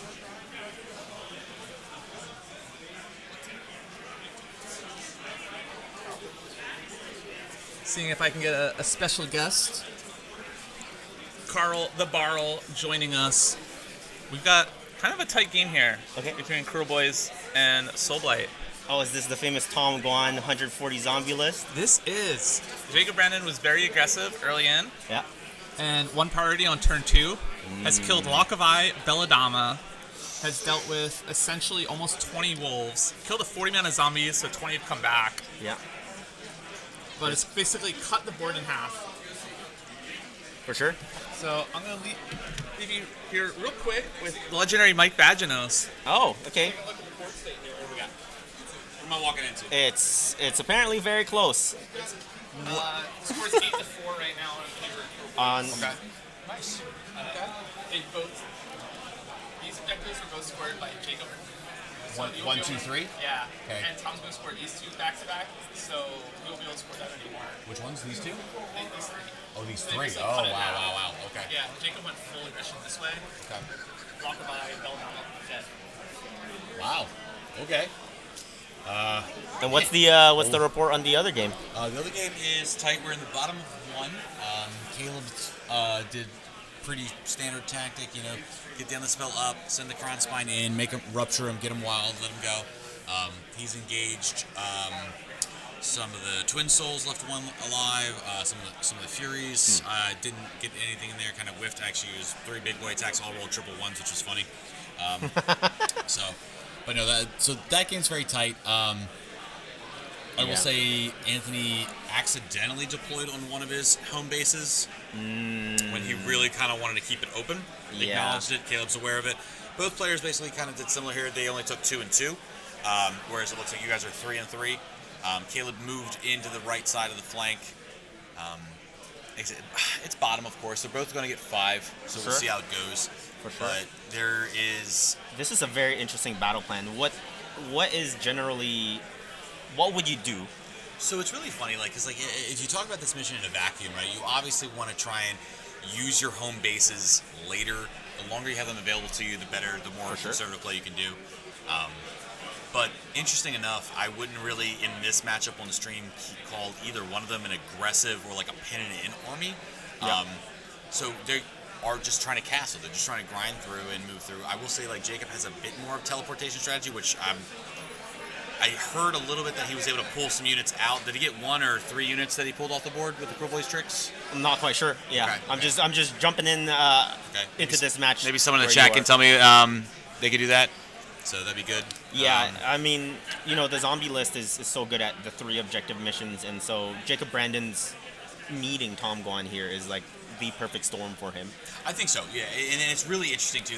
It's, I'll say this is not a simple DPS check because if it was, I wouldn't give Jacob Brandon the time of day. But because there's 6 objectives, because they are actually only useful in a certain period of time, it does allow it forces the zombie player and the zombie list in particular to try and shamble a bit faster sure. up the board. Sure. So And Tom's lost the unique characters. He's lost both Belladama and Lakovai. oh, nice. Okay. Right in turn 1, so Okay. he is running out of heroes to auto run 6 Yeah, the and zombies, right? I would be. That's in my opinion kind of really where I think Jacob Brandon needs to keep that focus high on is get rid of the support, get rid of that, and then eventually the zombies will crumble. Because there's such a wound dense unit, and the recursion is just you feel really just unfavored to ever trying to expend any resources or time into it unless you just completely wipe and control the pin back. For sure. One thing I really can't tell, and again, Carl, let me know if you see it. Where are the grave sites? I can't quite tell from the stream, and I just walked up, so I'm not sure. I think it is those gold pieces right there. So there's one in between the bottom So left. where the corpse, so on the left-hand side of the screen on by the house near the huge. corpse guard, I see that Correct. guy. And Okay. then there's one almost in mirroring. front of the house, and Yeah. then 3rd, and then 4th. Okay, I see them now. Yeah, Okay, yeah. cool. Okay. They're quite central. So he has. I mean, like, you might even, as Jacob Brandon, not touch the zombies until they start to threaten objectives. 100%. Because I you wouldn't don't bother. Yeah, a lot of Soulblight players will actually throw their pieces away so that they can just bring them up somewhere else. Yeah. Just because they're so slow, Yeah. right? But look how many zombies are on that middle left point. Yeah, that's it. Insane. But again, and this is funny, in any other mission, I'd be like, that's going to be a problem. The best part about this for Jacob Brandon is that's only a problem for 2 turns. And after that, he's like, you can stay there all you want. It's fine. Oh, well, Tom Gwan just broke some of the terrain. We got glue. We'll figure it out. The funny thing about Tom Gwan, too, is he's wearing platforms, so he sees more of the field than he usually does. We'll see if that helps normally, him. I wouldn't say like your attire would be modeling for advantage, but Tom has literally gained 3 inches of height and a better bird's eye view of this board, so it's probably helping him see some things that maybe he would have missed. And Jacob Brandon is quite a tall guy, so we'll see yeah. see where it gets to. I played a dumb game. Do you want to hear about my game? Oh yeah, let's go. So I was playing Starborn Seraphon in Icefield. Big baddie. I was running trees with Gotrek. Okay. And I miscast top of 1 Spice Swarm Hive. Ooh, Just miscast. That's not fun. And what I should have done was held off, chilled a little bit. What I ended up doing was teleporting my whole entire army 9 inches away of Croak and the Slan because he left me a gigantic You gap. sweet summer child, and then he's like, "Welcome to the Croak Show." Then I made 0 charges, and then Croak Show, and then everything died. But the funny thing was, Gotrek managed to sprint his way all the way across his entire army. Okay. So he ended up killing Croak, he ended up Nice. killing the Slan, Okay. 10 guard, 20 skinks, Murdering everything. everything. Everything is dead. But he had 1 turn where he was able to teleport his banner bearer to the other side, summon skinks, Nice. and then go flash. So, The Seraphon summoning factory is just so powerful. I mean, like it's some of the best summoning in the game. I mean, they're so good at summoning they can just summon mortal wounds. Like, yes, that was actually my first run-in in person with the Starborn list. And Oh, really? I would have It assumed is- Ridge would have played against that all the time with you right now. Rich just had a kid, so Yeah, congrats to Rich. that's fair, yeah. And baby, oh no, why did I do this to myself? Oh no! Oh, no! It's a beautiful baby girl though. Beautiful baby Did girl. see the picture. So awesome. We got Emma back here. Lovely picture of like the cardigan there. Love that. That is good. So hands off. You missed nothing. Only this is the stream. Yeah. Oh, okay. Yeah. I'm like chilling over. This is mostly for us. I just so. Did you get an update on the other game? Yeah, we did. Perfect. Yeah, I'm it's back. bottom of 1 Bottom 1 on the other on turn? the other table. They did start later than this one. And so- Anthony Lawrence accidentally deployed on the home objective. Can you not do that? Can you not do that? No, it's just because he's controlling it right off the rip, right? Oh, yeah. And so now it's going to be off turn 2 for him. One of the closer ones for him. So much more difficult for him to call it back. He is playing Slanesh versus Caleb's famous Kronspine Siege?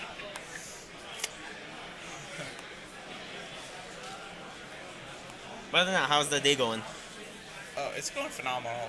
We streamed a fun doubles event, round 1. Oh, so you guys have been jumping around. Yeah, I haven't had the chance because of the RTT, so Yeah, just we- popping in to say hello. We had a doubles round 1, and then we had Caleb and Matthew Davies, otherwise known as Math Mallow, round 2. That was a very long game. That one went down to like the last The wire, minutes. yeah. Incredible game. We had Owen Jackson guest commentating with me. Absolute pleasure that was. So Caleb and Anthony Lawrence, both their games went down to like the last minute last round. So they started a little bit later. They needed a little bit of a break. But both Tom Guan and Jacob Brandon finished their games like within an hour. So Yes. they had like 2 hours of just kind of sitting around waiting. Yeah. So they were very eager to just jump into this one. Yes. So we did have kind of a different start time for both those, which we're down to 4 players. For sure. These are very experienced players, and time is of the essence. But they are so practiced that they're going to get their games done within the time for sure. We were talking about modeling for advantage. Me and Vaginos. We were saying that Tom Guan is modeling himself for advantage because he can see higher with his 3-inch platforms. With the zombies, Yeah, you can see higher. so they can throw brain further. Yes, for sure. Other than that, yeah, this has got to be one of the toughest tournaments to play. Every single game is the end of a GT type experience, playing against the best in the world, and you have only so much mental capacity, and the fact that these players are still operating at this high level is quite amazing. I played at RTT. It was casual, and I'm already ready to go to bed, honestly. And the winner of this game still has one more game to play today. Craziness.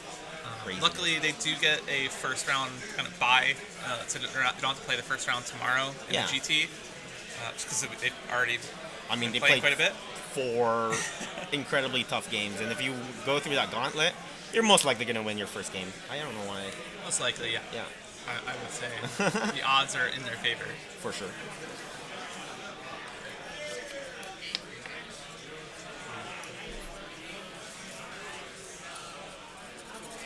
It's like quite a bit happening of just zombies and gut rippers poking each other, seeing who does more mortal wounds. Yeah, it is. Well, I think that the zombies definitely win that one out in the end because they start turning the gut rippers into zombies and they have their Yeah. recursion. The question is, how long does it take? And if it takes too long, then Jacob Brandon has a much faster army, especially with Gobsprak having that spell too. Gobsprak's gone. Oh, Gobsprak's gone? Yeah. No. So turn 1, he sent Gobsprak kind of right up the middle, Yeah. and then the kill boss on Corpse Ripper Vulture and Swamp Boss Scumdrack Yeah. down on the right-hand side. Yeah. And they all converged in. There was a 40-man zombie unit, a Belladama, and 10 dire wolves. And all 3 monsters just went piling in on that, put all this shooting into that too, and was able to basically lift the 40 zombies and the dire wolves, but Belladama was left with like 2 or 3 wounds left. And then she went off. It is me. No, Lock of Eye ended up coming across. And finishing off Gobsprak in the middle. Yeah, he has a 5-up save. He really does not want to be in combat. So big plays. So he has, Yeah, big plays, and Big then plays. and then Lock of Eye got shot off the table, and Belladama got picked up by the Swamp Boss Scumdrack and Boss on Vulture combo. So yeah, So- trading pieces. Yeah, Trading pieces. Gobsprak's a pretty big pick, but he was able to pick off 500 points Of heroes that can't come back. Although Yeah. Lock of Eye, not very impactful in this matchup. Tom really snuck her in for the anti-OBR tech. Yes. Tom's opera. Yeah, there. Someone did ask why Lauka Vi, and that's why OBR. It's so prevalent. In order to win GTs, you need to have an answer for OBR, Soul Blight, Seraphon. I would say is the And top 3 apparently guys. Invitational is too, because Tom's first round opponent and second round opponent were both OBR here. So he's the OBR killer. Yeah, it was very interesting hearing about the results of stuff. The fact that OBR is not, within this final 4 is kind of crazy to me. It's kind of crazy. Tom Gone beat 2 of the 3 OBR players in this Invitational. So he came prepared with the Lock of Eye, said, I'm putting her in just to solve an OBR problem. Yep. And it seems to have worked. Yeah. I know. The data says yes. 2 of 2 is 100% for sure. For sure. But he did have a pretty big misdeployment this game. Looks like he's kind of paying for it. So, interesting to see how the rest of this one plays out. He was able to sneak some zombies onto the objective on the right side. Yep. But it is a scenario that he could potentially lock out points from being able to score again. Yeah. Mike and I were saying that this is probably the perfect scenario for Jacob Brandon to play Tom's particular list. It looks like they're looking something up. I ate way too many beans at lunch, so I need to go to the bathroom. I may be back. And that is Barl. The Carl. All the way down from Canada.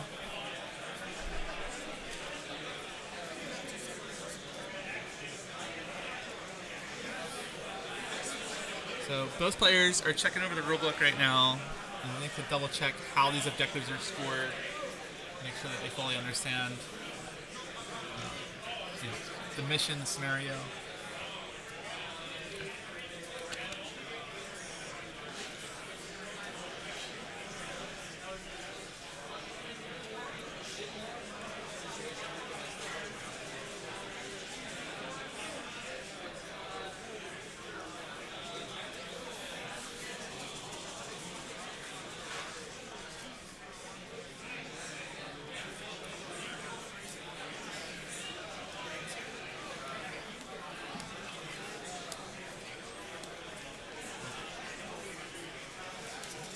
And now we have the man himself, James O'Brien, joining us.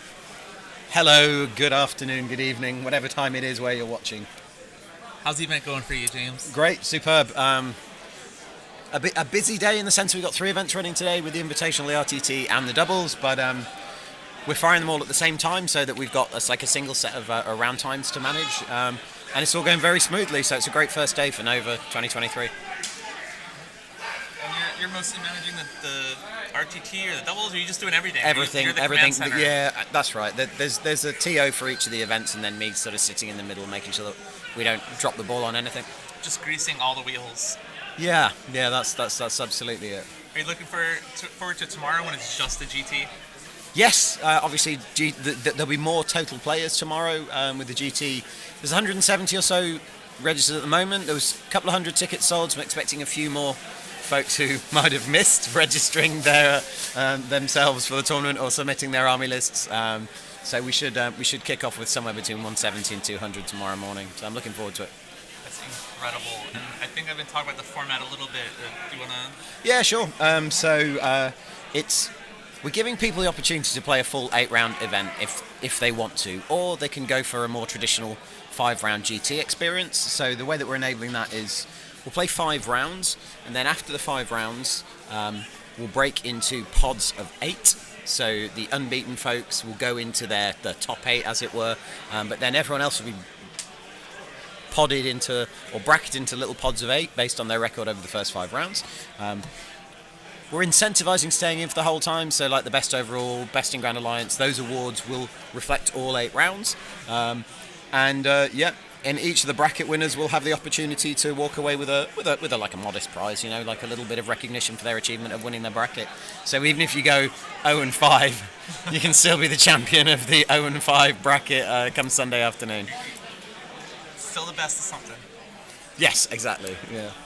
It's going to be great. I'm really looking forward to it. It's good to do. I think that'll be a good format going forward. Whereas big events in the past with Age of Sigmar, we have tended to just do a top 8 cut, so only the top 8 play rounds 6 through 8. Now we're being a bit more inclusive and giving everybody the opportunity to play the 8 rounds if they want to. Are you looking at adopting that format at other events? Anything else coming up for you? That format, I don't know exactly whether that very format will make it to other events, but GW Opens 2024, so next year's GW Opens, we're definitely looking at going to a 3-day 8-round format for those events as well. And then the World Champs or the finals in Atlanta in November are that's a very different format. So that is 4 days, 2 days of group match play, as it were, and then 2 days of finals. So that'll be a different format again. There's a lot of Warhammer. A lot of Warhammer, more Warhammer more often here. That is Cool. That is the current motto. Yes. Love to hear. Anything else? Any other events that you're going to be at? People catch you at? I'm playing at Everwinter, so I'm looking forward to that. We love Everwinter. We love Corey and the team up there. Looking forward to playing in Everwinter. Everwinter is in Boston in December. I think you can find tickets at wickeddicey.com. There you go. Look at that for the plug. Yeah, absolutely. Yeah, I hope got to get it out there, build the community. Yeah, so we've got that. What else am I planning on playing? That's probably it in terms of major events for the rest of this year that I'm playing in. But hopefully, I might try. The boys, No, Du Bois clashes with the GW Finals, same weekend. So if you're not going to GW Finals, there's Du Bois in, I think it's like upstate New York. Yeah, Rochester, New York. That's a very long-standing tournament that's been a mainstay on the circuit for a number of years. And those who have been to it absolutely love it. It's a blast. It is a blast. It's Yes, it's a great it's a great event, and yes, there's a lot of Warhammer that weekend between Du Bois and the GW finals as well down in Atlanta. So that's going to be cool. I'm doing the Tough Crowd Club GT CastleCon in October, and I might try and get one of the local GTs in at Tables and Towers. I think Ted Adams, right? He's running Ted Adams, who's helping out here. Yep. He's the TO for the RTT here. He's part of the Knights of the Pond. They're holding a GT at Tables and Towers in October. October 20th, I think. Yeah. Westminster, Maryland. Yeah. So a little bit north of here in Washington, but if you're in the area. And of course, Emma and I are the winners of the last 2 Age of Sigmar GTs held at Tables and Towers. In fact. There you go. There we go. Yeah. Right, I'll leave you to it. I'm going. Well, cheers. Enjoy, everyone. Phil Marshall said you're a babe. Oh, thank you. And so is he. We had Phil Marshall's face plastered all over our game last round on stream, thanks to Matthew Davis's phone and AoS coach himself. Yep. Let's go. The coach is here. If you're just joining us, that was James O'Brien, the head judge here, the head TO, the man, the myth, the legend. Also a TO at the GW events. We're in round 3 of the Invitational here. And we have Jacob Brandon's Cruel Boys versus Tom Guan's Zombie Spam. Top 4 of our 16-player Invitational. Our other table is currently Caleb Walters and Anthony Lawrence battling it out in a Zeech versus Slanesh. Both of those players, amazing too. Caleb won Nova Open GT last year. Anthony Lawrence, veteran Team America player. He won Ironwell GT back in June, and I think he won the Everwinter GT last year back in December as well. He hasn't been able to make it out of Boston that much due to family. He's got a newborn kid, but was able to finally make it out of Boston, and what an event to come to for your return to the wider scene. He's an incredible player, still running Slanesh. He's secretly rooting for him because he's got Zangor Fiendbloods in his list, which you almost never see. I don't think I've ever actually seen one in person. So quite a few unusual picks in this top 4. Zeech, Slanesh, Cruel Boys, and then Tom Guan with 140 zombies just loitering the place. Jacob Brandon knew going into this that he really needed to get as much damage out each turn as possible. Cruel Boys not known for their volume of damage output. So when this matchup was first when they realized this matchup was about to happen, they both kind of been talking about it. That, yeah, this is kind of one that it's kind of in Tom's favor. But Jacob went very aggressive turn 1 and has just put the pedal to the floor and is looking to do as much damage in his first few turns as he can to reduce the quantity of bodies out here. So he's already killed Lokabai, he's already killed Belladama, he's killed over 40 zombies, some of which have come back, killed off 10 wolves, 5 came back, killed them again, and he's now working on that bottom center objective. He's got the grave tied out. He's sending over the Swamp Boss Scumdrek. And in kind of a twist, Cruel Boy's kind of looking pretty good here. Tom Guan is ahead by 1 point. That's mostly because Jacob failed his battle tactic turn 1 with Take That. He had to do 10 or more wounds and then not take 10 or more wounds back. And unfortunately, he took 10 or more wounds back that turn between a bunch of zombies and Belladama living with 3 wounds left. But then he was able to position himself where Tom was only able to score hold 1, hold 2, and not get to hold more. So it was only a 3 to 4 point game after turn 1. Both players got their 5 points turn 2. Jacob's battle tactic this round is Magical Dominance. Was able to score that, I believe. Because there's only, I think it's just the Necromancer and maybe the Vampire Lord left for Wizards on his side.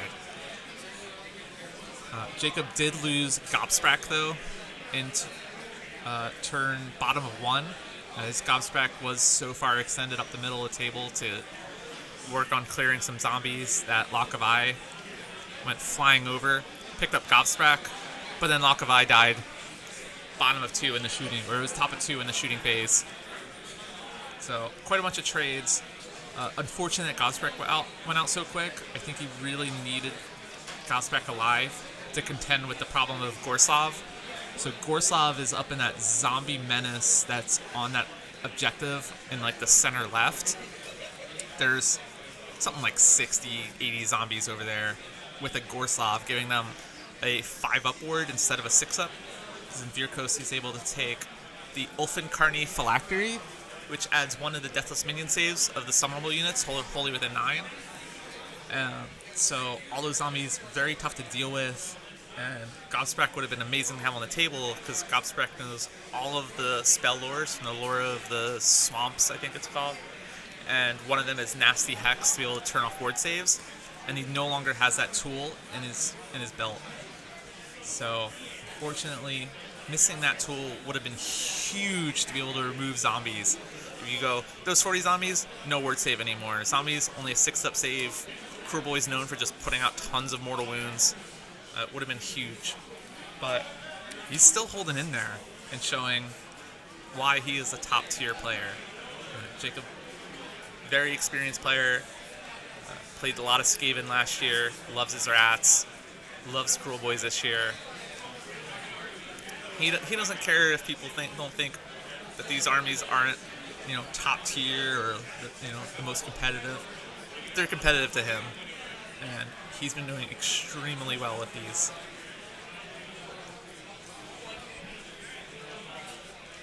So you can see the double Monster Menace now positioning onto that objective down there. Swamp Boss Scumdrek has this big aura that if he's wholly within 12 of it, his 6 is a hit, generate an additional mortal wound. So all those venom encrusted weapons that his Cruel Boys have, getting extra damage on 6s.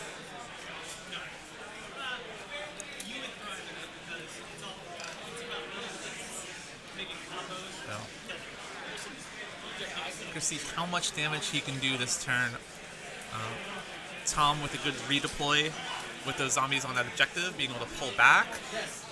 But there is that corpse cart down there, so still a very short charge to get into the corpse cart, potentially kill it with one unit, pile in with the other. Now, end of movement phase, Tom's able to roll a 4-up and bring back 5 dire wolves. They have to be more than 9 inches away, but he is able to screen off this zombie unit. That's really all Tom is looking to do here, is to just hold out, use his body count to his advantage, and say, I'm going to prevent you from scoring primary objectives. And Jacob, fully aware of what that's Tom's game plan, has been just trying to kill as much as he can to just get these bodies off the table, so that way turn 4, turn 5, he's able to just kind of control the board, score his 5 points a turn. Fortunately, this does mean that we have had 3 or more units brought back from the dead. So Tom will get his grand strategy, his Empire of Corpses, which is to turn 3 summonable units to the table. Jacob has an uphill battle on his grand strat, because his grand strat is to crump them and have 3 or less enemy units on the table. So quite a lot of work to do on that end, but still some things like those corpse carts that are up, they can't come back, so you kill them, they're gone. It was a huge pickup to get Belladam off the table, because she can summon more direwolves with her War Scroll spell, the Lichen Curse.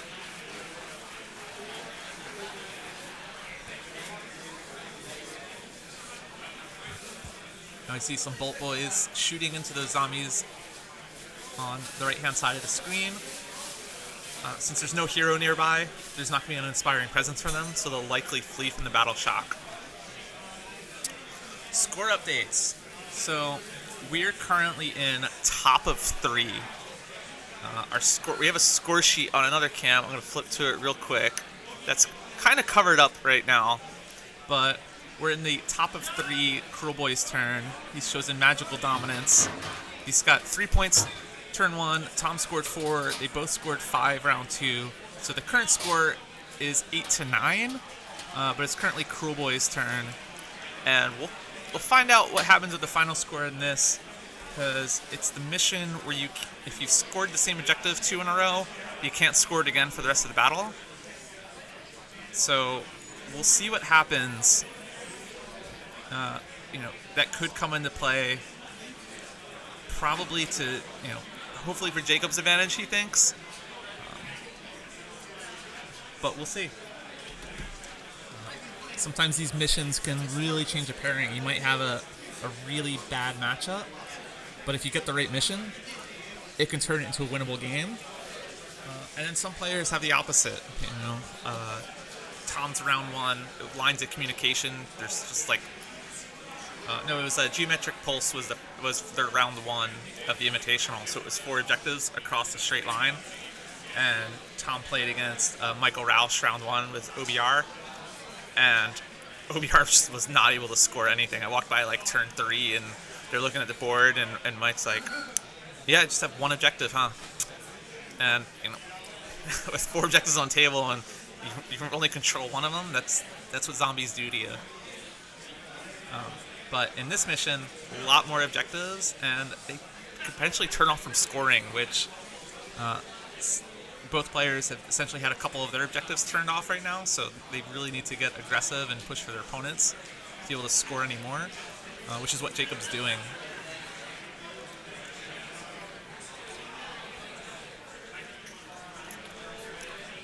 And thank you very much, Coach. I'm loving the viewers, so all of you, if you're here, thank you so much. Hope you're enjoying this. And it's round 3 of our Invitational here at Nova Open, which is running all the way through Sunday. We have 1 more game after this. So game 4 will be kind of later on, probably another hour or so. I think it was officially supposed to start in another hour, but I don't think anybody's going to really hold folks to it. We'll get an update from the TO of this event. We're down to 4 players. Everybody's here is friends. Some of these guys have even played against each other before. All of our players here they're going to have a bye round 1 of the 8th round GT tomorrow. So that way, they're already on their game 3 today, so it'd be a little rough to, have to play 3 or 4 games today and then have to play 8 rounds of a GT. So they'll have a first round bye, so we'll probably have a late night here. Might adjust the round 4 start time, but that'll be up to the TO's discretion if he wants to extend this round anymore.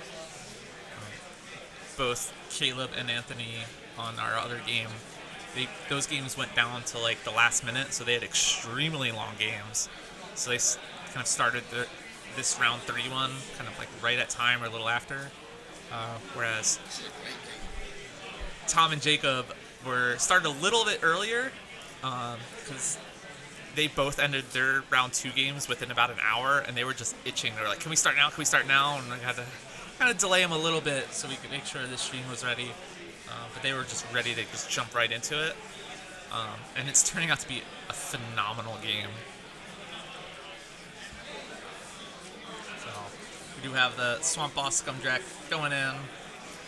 It is a Kill the Boss on Corpse Ripivolcha, also at the bottom, which is, I think, seen a few point decreases over the months. Might be the first time we've seen one at a top, high-end table. And in our Slanesh game, we've got Zangor Fiendblood, so absolutely loving the list variety here. Lock of Eye was here. Wasn't here for long, died turn 2.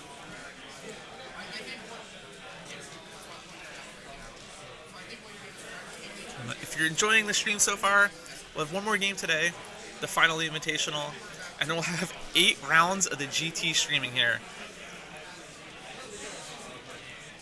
Just for you guys. And if you're in the Washington, D.C. area and you're getting a little envious of what's going on screen, come on down. It's not too late to register for the GT. You're able to make it down to Washington, D.C. Round 1 starts tomorrow morning at 9 o'clock. Tickets are available. We set up so many extra tables that I think we've got about 100 tables set up right now, and we still have extra terrain that we can set up more. So if you're interested in coming down, please come. We even have a ringer army, so no one's gonna end up with a bye. We'll have an opponent for you. You can play a 5-round GT Friday, Saturday. After 5 rounds, they're gonna break it down into pods, and you continue on. You can play a full 8-round GT, or you can even pause after your 5 rounds and say, I'm comfortable with that. 1 hour left in this round. 1 hour left. Hey, you might hear the legendary Charles Wilson in the background. There is a doubles event going on to my right. There's about 28 doubles teams, so 56 players playing in the doubles. And then to our left, there's an RTT going. I don't have the exact count over there, but I'd say probably close to 30 or so in the RTT itself.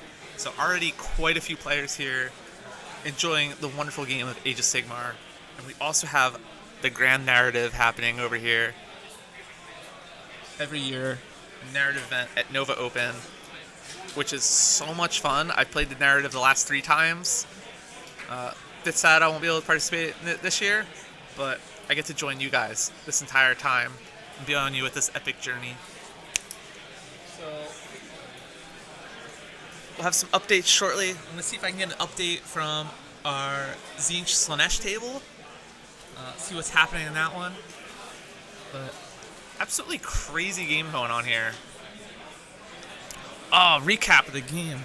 No problem. Again, if you're just joining us, or if you have any questions, please feel free to just drop them. I'll try to answer questions best as I can. As always, I have no idea when the Big Pig is releasing, and no, I have no word on any Battle Line Doom Wheels. But the game so far was Tom Guan misdeployed. He had a big, huge error in his deployment, put Belladama on the line. Not realizing that Lookout Sir does not apply to her because she has a mount. Jacob Brennan, being the absolute gem he is, said, no problem. You want to redeploy her? Go ahead. Like, we haven't even started the game yet. We're still in deployment. You want to readjust? Tom Guan said, how dare you show that level of amazing sportsmanship to me? I'm going to go even further and say, no, I made a mistake. I'm leaving her. Both players showing the absolute greatest sportsmanship here. So Tom elected not to take Jacob up on that. Left Belladama there on the line. Jacob went first. Sent in Gobsprak right up the middle. Swamp Boss Scumdrek and his Killaboss on Corpse Ripper Vulture all the way to the bottom right, where there was 40 zombies, Belladama, and 10 direwolves. Basically killed everything except for Belladama, who had like 2 or 3 wounds left. And then on Tom's turn, retreated Belladama out, brought back the 10 direwolves with 5, and then sent Lockavai, who started on the left-hand side. Lockavai went all the way over, killed Gobsprak right in that middle objective where you see the birds are right now. And then Jacob won priority on turn 2, shot Lockavai off the table, and then his remaining 2 monsters went and finished off Belladama.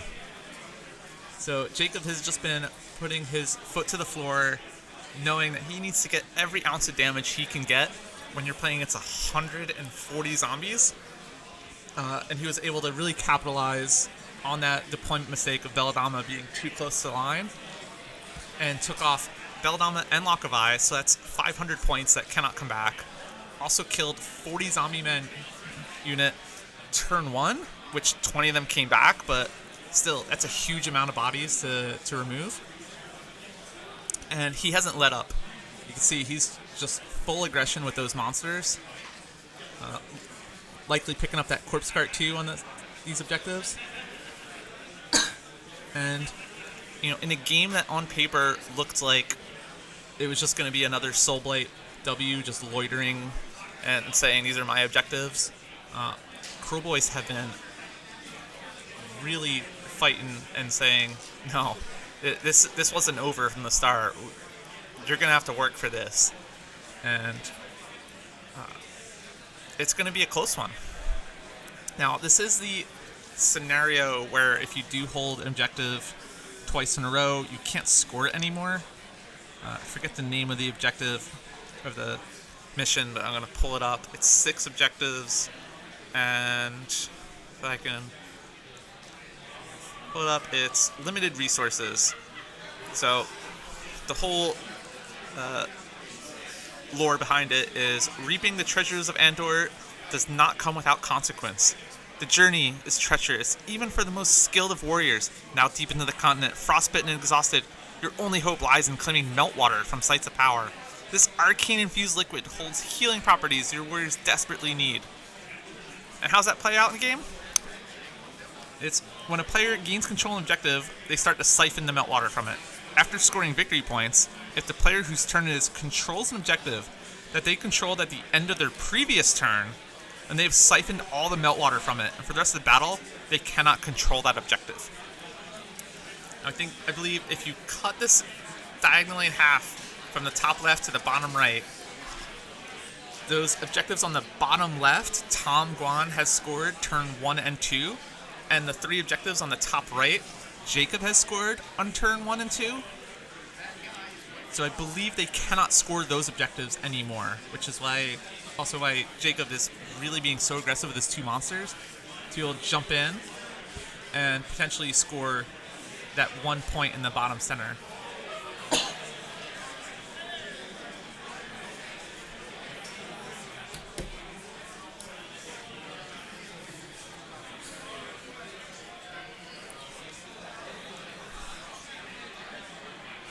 And we've also seen both the corpse carts removed, which is huge. Corpse carts provide +1 casting for his wizards that are within 12, as well as the zombies getting 6s to wound, to a mortal wound, in addition, which is a huge part of the damage output of zombies.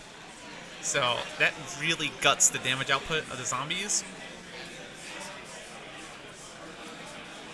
And so Jacob has scored his...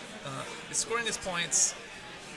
Looks like he's scoring 3 this round, so it'll be 11-9 going into bottom of 3.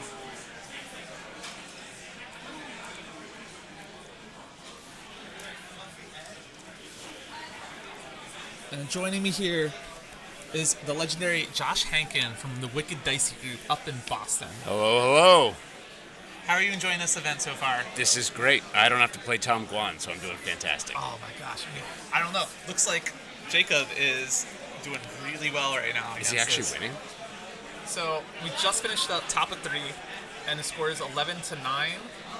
Cruel Boys right now, but Tom still has to go. And a lot has been killed. I don't think I've ever seen so much damage come out of Cruel Boys. But killed for now, right? Like, that's the whole thing with Soul Blight. They're gonna come back. Maybe, but he was able to pick up Lock of Eye and Belladama turn 2. Well, that'll do it. He's well, also good. removed both the corpse carts, which cannot come back. I mean, honestly, that's actually what Cruel Boys are kind of good at, right? Yep. So they can reach out and pick up important models, because if you spike a little high on the more wounds, then we have an update from our other table between Caleb Walters, our winner of Nova last year, versus the Terror of Boston, Anthony Lawrence, with his Slanesh. Well, I got to root for Anthony. Hi, Ricky. I'll see you tomorrow. You're rooting for Anthony? Well, the of course update I am. the game is over. I flew. Oh, who lost? The winner, and going into the final that you will see here on stream next, is Anthony Lawrence with Slanesh. Woo! Zangor Fiendbloods are making it to the final. So he's playing whoever wins Jacob versus Tom. Yep. That is amazing. That is amazing. You can't even write this kind of drama into the script.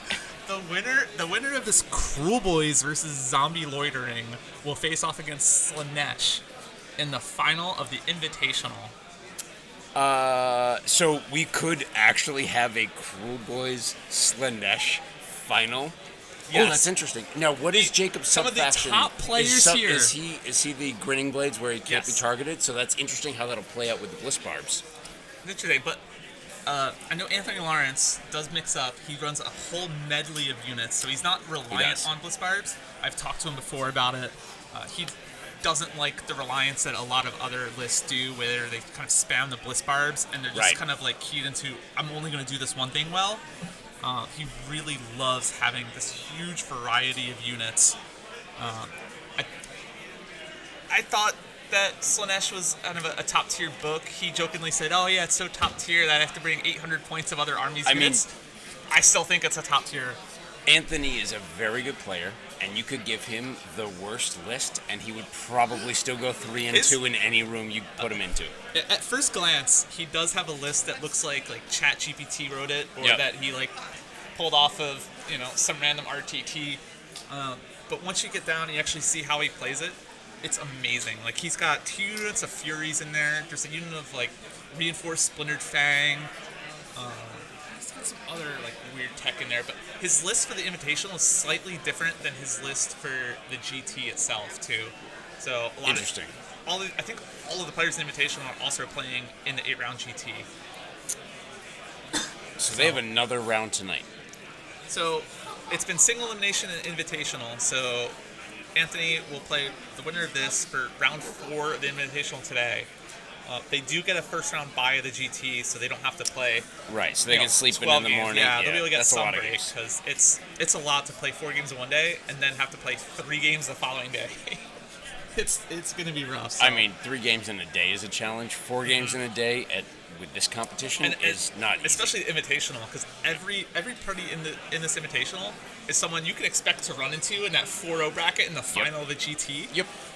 And a lot of these guys have even played against each other, so every single game here in the Invitational has essentially been the final of a GT. That quality of play and player. So their brains are absolutely fried. Yeah. This is going to be rough, but I mean, frankly, it seems like winning the Invitational is probably as much kudos as you can get, right? So you go through the field can always kind of dilute everything, but if you actually play in this, which is entirely some of the best players in the country, world, we have multiple countries represented. I think Owen was in there, so there's someone from England. And Math Mallow. There was there anyone from Canada? Or they're just not good enough. That's okay. I don't think we had any Canadians represented in there. We might have. I'm not familiar with some of the players, but we had some from all over the U.S. We had some West Coast. Tom Guan's from West Coast. Zach Pfeiffer from, I don't know if I'm pronouncing his last name, but he's from Tabletop Titans. I know they're out in the West Coast. We also had some Midwest players. I didn't see any epic display boards from them, so I'm not sure if they're truly Midwest or not. Well, they might break them out for tomorrow. There's no extra points today. There actually is. They are awarding a best painted for the Invitational. So Anthony Trentinelli brought his Slaves to Darkness army with his display board purely for the Invitational, even though he's playing Flesh Eater Courts in the GT. That is dedication. He loves Slaves to Darkness. Anthony Trentinelli is just a diehard Slaves to Darkness fan. Him and Phil he's like the American Phil Marshall of just love for Slaves to Darkness. Yeah, I get it. They've been an army that's been around for a long time, and those who love it, love it. I mean, they're not bad, but they're certainly they're not in the tier of some of these, Cruel Boys that we're seeing right now. Demolishing tables. I'm guessing zombies are attacking something because there's a million dice on the table. Guys, we're going to be going into Tom Guan's turn here shortly. I'm just going to get an update, see if we have a battle tactic, and I just want to double check the scoring. Anything coming up for you? Yeah, so Everwinter's, as Emma goes and checks in, actually quite a few events coming up in the next few months in the Northeast. We've got Everwinter coming up in December, which is going to be a blast. We've got, I forget how many spots we had last year, but we definitely ended up with, I think we had 160 players, plus there's 40K. It's an entire GT. It's not quite Nova, but it's getting there. We now have a wonderful video of the back of Tom Guan's head for some reason. Assuming input 2 is actually... Nope, never mind. No one else can see that, just me. Need to move that camera, but that's on the technical staff. There is ArmorCon coming up in a few months. That's in Boston or just outside, and that is a doubles GT. There's going to be 2 rounds over 2 days of doubles games, so that should be a super fun time. And what else? Oh, actually, there's a few more Wicked Dicey hosted events. So there's a retreat happening, a team retreat happening again near Boston. That's in the second week or third week of October. And it's a 5-person team event for the Wicked Dicey crew are hosting it. I think we have 8, 9 teams signed up already. Very fun. How are we doing on the table? So What does that even say?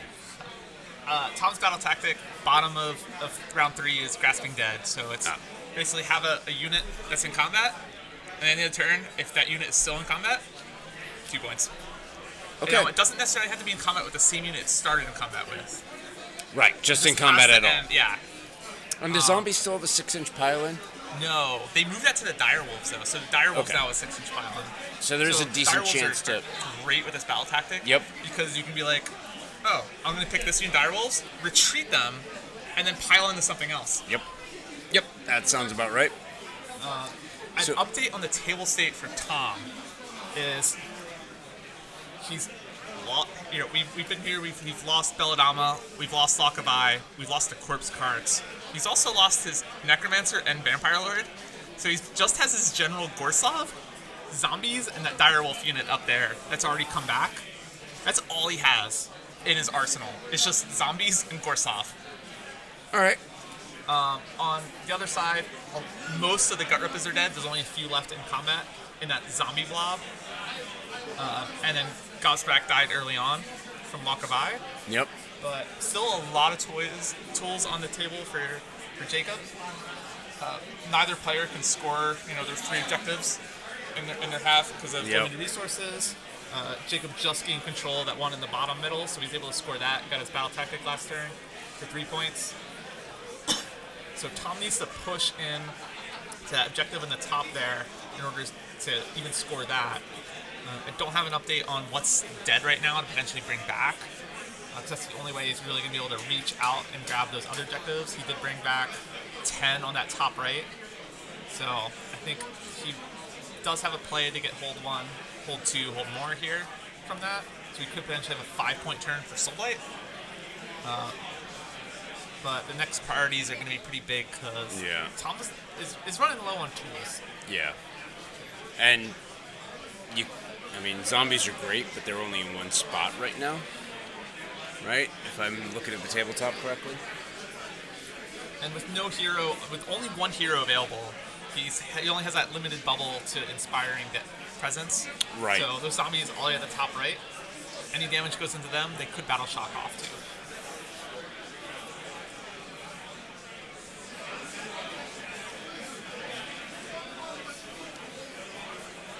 Is that the priority roll we just saw? No, we're in bottom of 3 right now. Bottom of 3, so some other roll off. There we go. Now we've got the back of Tom's head. Oh, it's gone. It's very elusive. Tom's got a lot of thinking to do. He's lost a lot from his list. And he needs to make sure. To the question in the chat, I think the lists might be available via BCP. They're available in BCP, but I don't think we have them posted anywhere else. Yeah.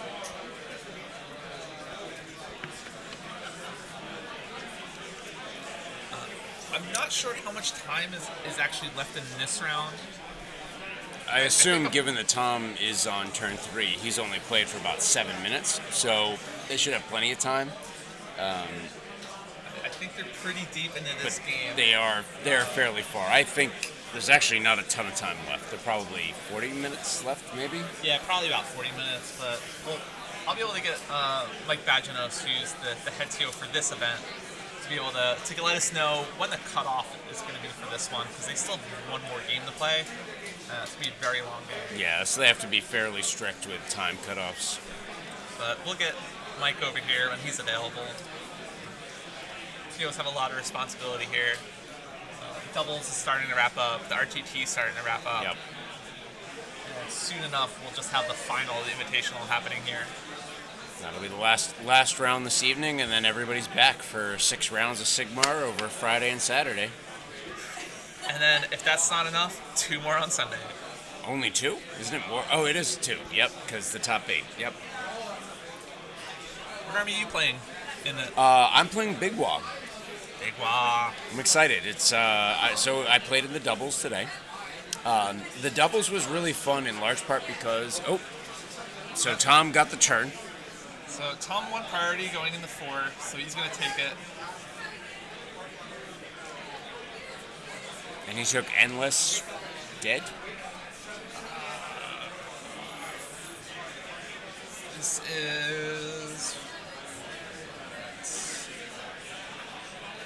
Endless Nightmare is his battle tactic. So he picks a friendly summonable unit on the battlefield. He completes it if 6 or more slain models are returned to that unit during this turn.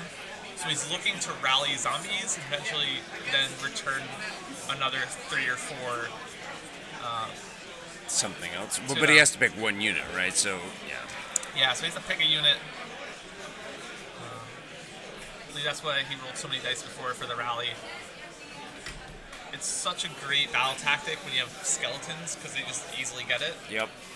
But with zombies, the only way to really return models to them is at the invocation at the start, where you bring back 3, an extra 1 if they're within 12 of the gravesite, or you rally them.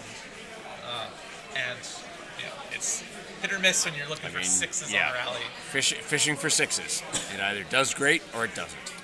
But you could potentially rally them first and invocate, and then pick your battle tactic.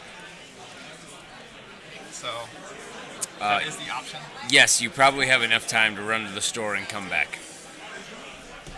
And if you miss it, you could watch the end of it here on stream. The videos will be up, and then we'll also have round 4 coming up later.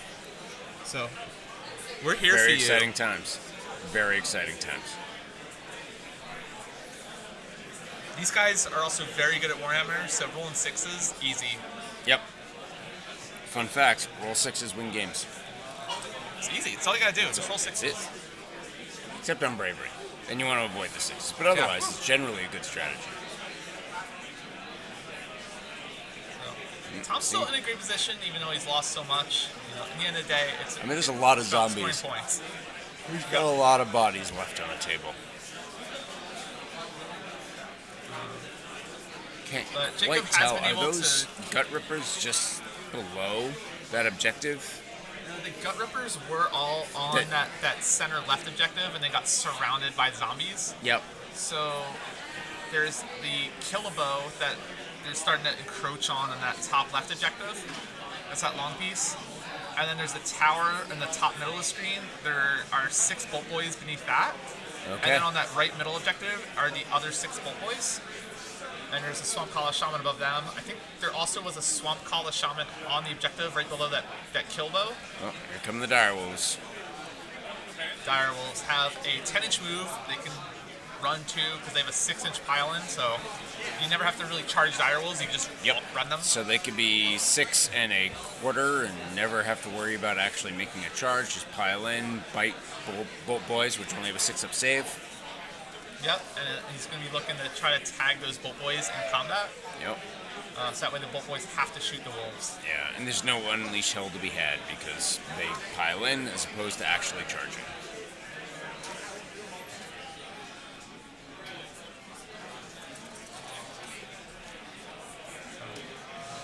This is top of 4, still so close.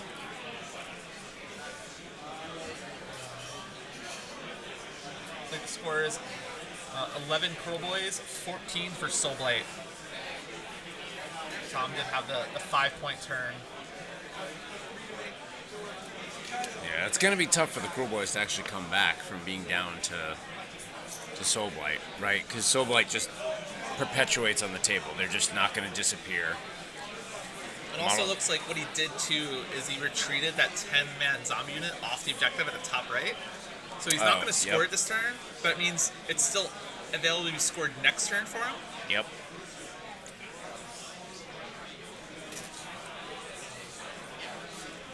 So that way he can then score it round 5.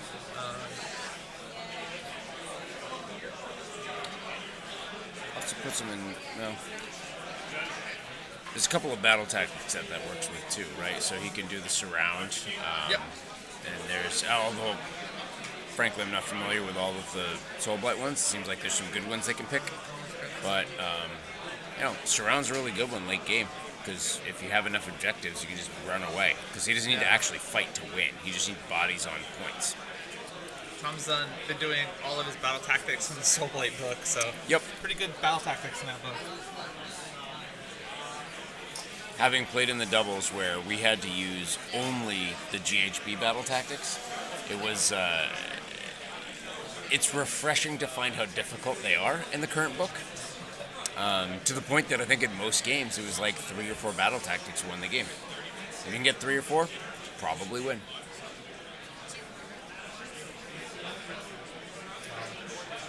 Tom with the ever so slow zombie pile-in.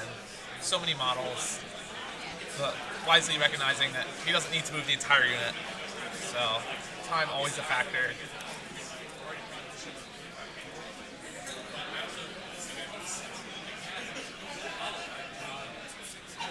Let me see if I can get a potential start time from Mike. See what the end.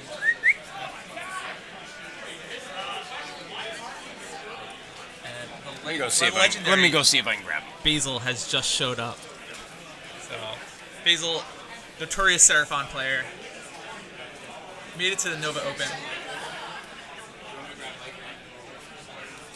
So we'll see if we can get Mike over and talk about how much time's left in this.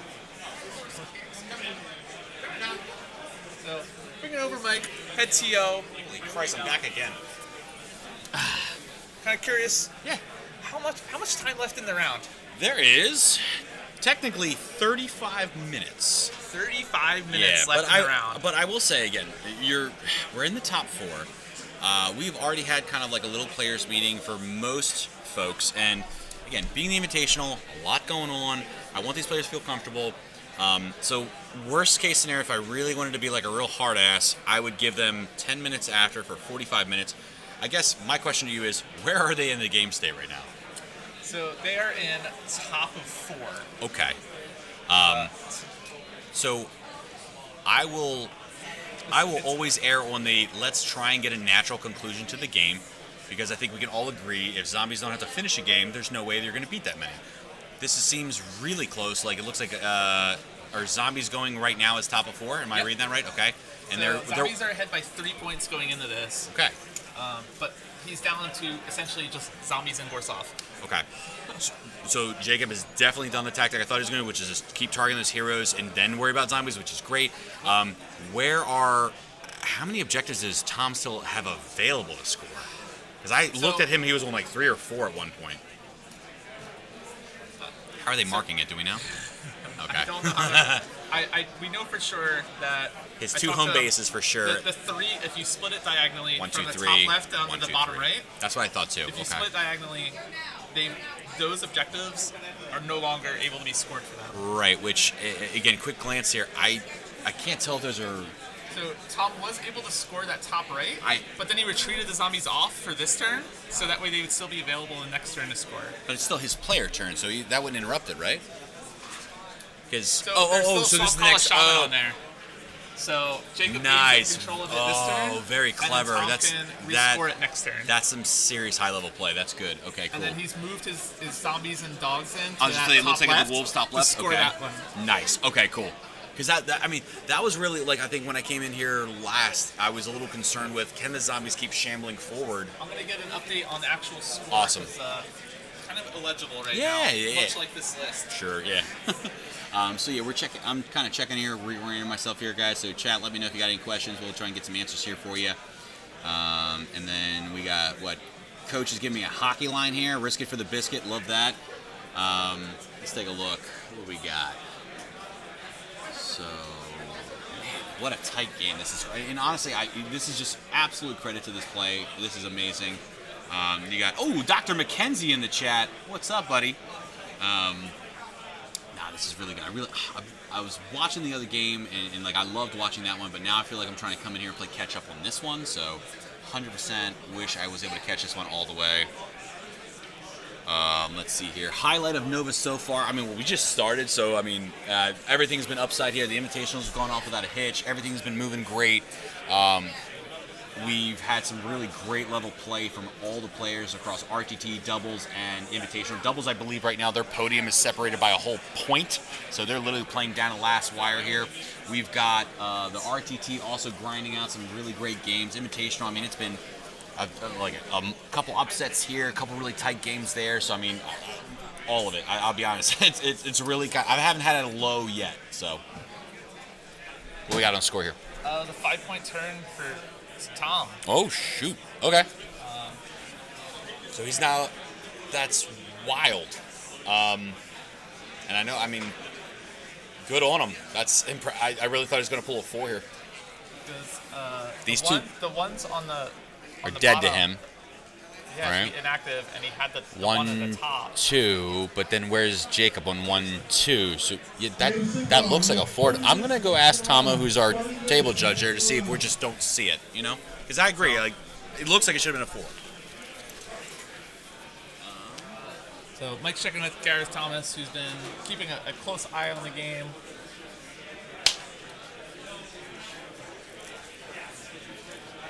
It's been such a tight game, and this mission is a bit odd in the scoring, so just making sure that it is being scored appropriately.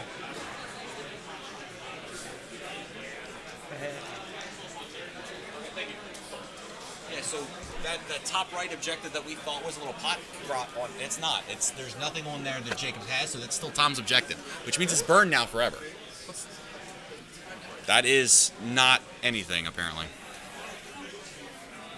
So we confirmed that is a 5-point turn for Tom. Okay. Yep. So asked him to kind of clean up some board state a little bit. Yeah, but that does lead into what we were talking about, though. Now that objective is now dead to Tom for the rest of the game. That's 2 in a row, right? Yeah. So just limits him for later. So Jacob's definitely running out of resources, unfortunately. I mean, he's target prioritizing really well. He's just a little behind. Yeah, he's still got it. Both his monsters are free down there. Okay. And he's still got that unit of bolt boys that are free, but not a whole lot that unit on the right hand can really shoot at. Monster's a strong word. One of that vulture is a 4-up save. I wouldn't call that a monster. There's nothing that can kill them, though. So that's fair. That's fair. And Yeah, no, that's a they fair have been point. doing quite a bit of work. Like Okay. they've been able to pick up in Okay, well, that's Belladama. They've been picking up a lot of zombies, Good. dire Okay. wolves. Fair enough then. You know. Because the corpse carts are gone, so they're not doing mortal wounds No, on the that's attack. So they're only doing mortal wounds when they die. Does he still have both sources of 5-up ward available to him, or are those gone now? Tom? Yeah. Tom only has the Ulfenkarni Phylactery, which is the artifact on Torgilius. Okay.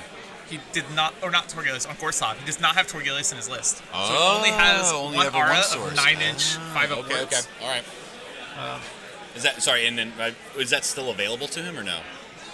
Oh, I didn't see it was still there. Gorslav is right in the middle of all those Oh, zombies. okay. That's what I didn't see. Okay. Cool.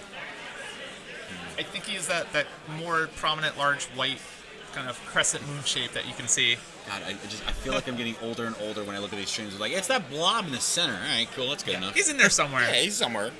He's a bigger zombie. That's all he really is. It's true. So here man. comes the Gravetide. Yeah. How has that been doing in this game? Because again, everyone seems to be talking about this Gravetide as like, oh, it's such a great zombie killer. Is it? So it's not going to win you a game against zombies. No. It's just good at doing quite a bunch of mortal wounds, and like he can only inspire one unit, so Sure. it's really there to just add on more chip damage and potentially force more battle shocks around. And that's how I kind of viewed it too, but it was just like I didn't play with it enough. I didn't know. I was just like, people were talking about like it was the gospel to killing hordes, and I'm like, I just feel like it helps. Doesn't win Yeah, it. it helps. It's definitely you can't go, oh, I have a problem against horde armies. Let me Throw solve this Gravetide with in 30 and you're points. solved. No. Okay. Well, good. It's just a tool for more damage, and Cruel Boys definitely struggle with damage against horde units. I think even before because after the games from last round, we were kind of like, oh, cool, we see this matchup going to happen. I think if he was even joking, I'm like, I'm pretty sure Jacob Brennan could go back to back and still not have enough damage to just lift this many bodies. Like, a Gravetide is against 40 zombies. it's only going to do, I'd say only about like 13 mortal wounds, but then a 5-up ward against that. Yeah, just you're down to like 7, 8 or 9. Sure, which you know. just recur back. Yeah. Like, so yeah. it's not going to like make or break, but when you start combining that with other sources of damage Sure. or forcing battle shocks on multiple zombie units, Okay, fair enough. Then. it adds up, but it's definitely not going to swing a game Okay. by itself. And well, good. I'm glad you clarified that for me because like that was kind of my knee-jerk reaction. But I'll be the first to admit I didn't play enough with it recently. I just didn't know. And again, you know, they say it on the internet it's really good, so it must be true. Oh, it must be. You know what? I might be completely wrong then. But we're on the internet, so that means we're we true. are. So Whoa. You know this what? is truthception. If we're on the internet, Yep. OBR is terrible. You guys should stop playing them. I mean, just sell them all. Seriously, sell them all. I'll buy them for $1. Yeah. It's clearly they're not good enough to make the top 4 Nova Invitational. It's fine. I believe did they? Oh, they made the top 8, but They made top 8, then right? the last one got. Which was funny because there's only one of the 3 made the top 8. Alex Cosgrove got the upset into Noah. He played extremely well. We were actually chatting. It's a with, 1-point game, I think. It was a 1-point game. That's exactly right. And it was funny because I was chatting with Noah at lunch, and he's like, I was just waiting for him to make a mistake, and he didn't. That guy was so rude. I'm like, that's the exact kind of game you want. It's like your player is on point, really good, playing tight games. Like, and again, small little things add up in this high-level play, which is awesome. What we got going here? Million dice. Lots of ones over there. Holy cow. Jeez Louise. Okay, so... And we are still... This is still... So we're in bottom of 4 now. I'm just trying to reorient myself here. Yep. So I don't know what the battle tactic is at a Cruel Boys yet. Yeah. What does he pop so far? Take that, Take which is that. a Cruel Boys one. Magical Dominance, and then what's that Oh, second no, one? that was Into the Maelstrom. Oh, Maelstrom, okay. And then Magical Dominance was his round 3 Okay. one. So, I mean, he still has Intimidate the Invaders, which on this one's a little tough. I don't see him getting that right now. He still has Seek and Destroy if he wants to run away and score He still something. has But the brand new Cruel Boys battle tactic that was Oh, added, where what, every the unit has to be training? within 3 of a train good. piece. That's such a great tactic, even when you're losing. You're like, I got 1 Yeah. battle left. Cool, go within 3 of this thing. Done. That's the kind you basically save for that round 5 where it's so simple to get. So he's got that in his back pocket. That's for, awesome. for later. So, I mean, like, looking... Oh, here it is, Magical Mayhem. So he Okay. wants to kill a unit with spells. Okay. Does Tom have any wizards left to unbind anything? No, he This only might has be Gorsav. So this is a solid freebie then, assuming Jacob lines this up right.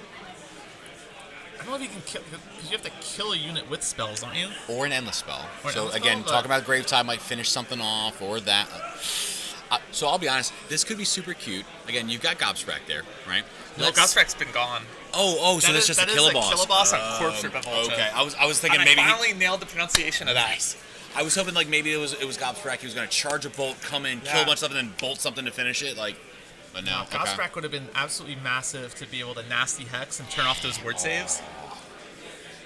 So good. No, it's really funny watching Cruel Boys like play right now. Like now their points are I think really better aligned. They've got that new tactic. They got a lot of juice to work with now. I like it. I am rooting for Cruel Boys in this one. I gotta Can you say, not? like this is. How can you not?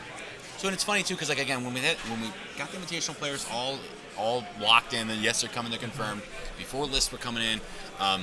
It's one of those things where it's like Jacob Brandon and Anthony Lawrence are probably 2 of my favorite dark horse players to ever go into a GD because they don't get to travel much, but when they do, their presence is known, and if you don't know about them, they're gonna give you probably one of the bigger ass whoopings you might have that year. Like, cause the way they approach the game is so tight, so not typical. Like they'll show some really unique ways of playing and just be absolutely like bonkers on the table. Here we go, the bird moving over, score points. Bird's the word. And then potentially charge into the zombies. Sure, finish Do you more damage. Yeah. I mean, the fact that bird's able to now start scoring primaries on Tom's home or Zoe? No, am I oriented? That's No. pretty much Tom's kind of home. Oh yeah, that's right. Yeah, Yeah. cool. Yep, that's it. Okay, nice. This is the furthest the Cruel Boys have gotten up the table So far. so far. I mean, there's not really any point in going any further. No. And then in that middle on the right, is that also Cruel Boys there? Are those Bolt Boys or what are Yeah, those? there's 6 Bolt Boys over Okay, there. cool. Okay, that's what I couldn't tell what they were. I'm gonna go. Yeah. Take a look. Curious what that is. And so it's really funny here. I'm gonna tease Tom here. Obviously, a tactical move here by putting the terrain on top of the score sheet so we can't read anything. So the swamp call shaman over there with him. oh, okay, cool. And it looks like Tom is bringing back some zombies over there, which they're just gonna get shot off because you got a bunch of crossbows there. Oh yeah, he's ready for him. But it's so annoying how efficient those bodies are. Like it's for being quote a trash unit in the game, they're just so good at everything. It's wild. Yeah, it's just zombies getting removed left and right. Yeah, that's their job. They just keep coming back.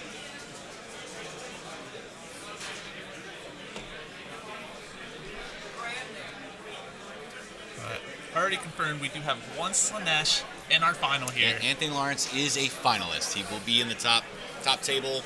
I think he's running and grab some dinner right now to kind of like, hopefully rehydrate and get himself hungry, get himself fed. So that's the brutal part about trying to get these 4 rounds in one day. Like it's just a long day, and it's like all these players at this point have had such a mental drain. It's been great tight games. So Slanesh actually really good in the Soul Blight too. I think so. They've got the volume. Anthony could have asked for a better matchup last round into a Kronspine-centric Zinch. And again, we had the question before the round. We looked up the FAQs. We walked through the logic, and we all came to the conclusion with all 3 judges basically said, yep, that Kronspine is a depravity factory. Like, so I watched in turn 2, Anthony scored, I think, 36 depravity just off the Kronspine combat. I was like, ugh. So it's like brutal. Yep. But I can't be mad at Kronspine. Hordes, huge, depravity farm right there. Yeah. I mean, like you're saying too, the Slanesh have the volume to really, at will, I think, delete zombie units.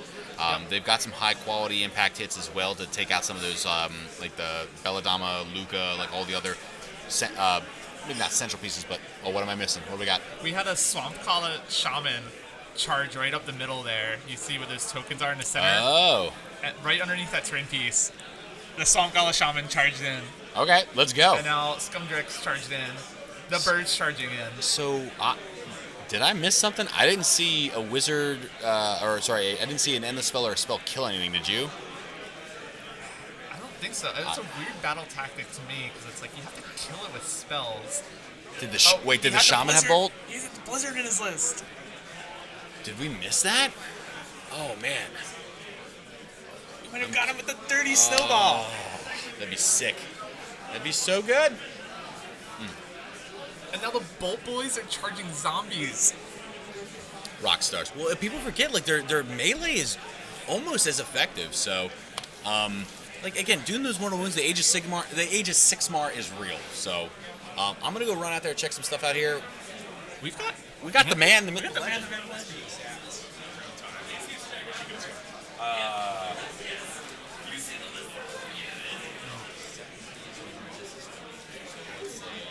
So Crowboy is looking for every ounce of damage they can get.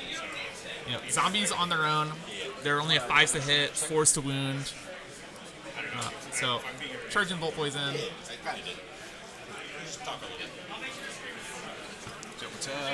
We've got Anthony Lawrence joining us, who is our first locked-in finalist in the Invitational with Slanesh.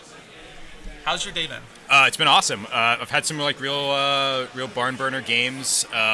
Really great opponents. I played Nick True, Scooter, and Caleb Walters. I got the Walters bracket. So they were awesome games, close games.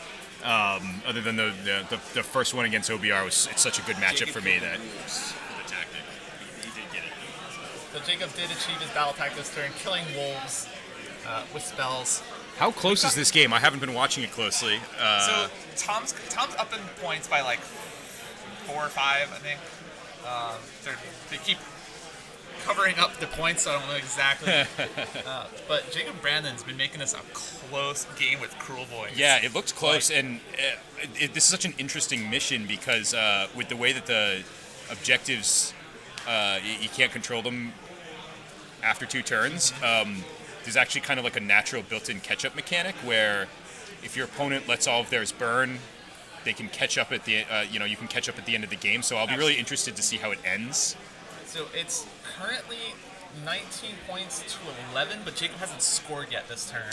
Okay. We know he's got his battle tactic, and we'll have to wait and see. So if he could what pick other up a objectives- 5, he'd be down 3, and it's going to come down to that last turn. Yeah. That's awesome. Love it. Tom does have his grand strat locked in. He's brought back 3 or more units. Jacob's grand strat is that there has to be 3 or less enemy units on the table. So he still has a lot of work to do. Yeah, that's going to be hard. It's going to be rough. That's going to be really hard. Could make or break the game right there.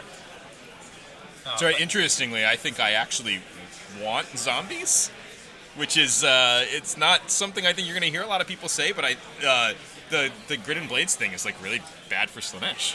Oh yeah. So then that gives him an opportunity to shoot at me before I get to shoot at him, and I don't like that to happen. And he's got the dirty tricks to potentially remove some areas. Yep. Put you out of position. It's really cool. Now, Jacob's a great player, so I'm not surprised that he's keeping this close. I think either way, next game is going to be a tight one. Mm-hmm. Yeah, I'm looking forward to it. I'm gonna go find something to eat. You need a Yeah. That was Anthony Lawrence out of Boston for the first time in how long? Yeah, And right. He's crushing it.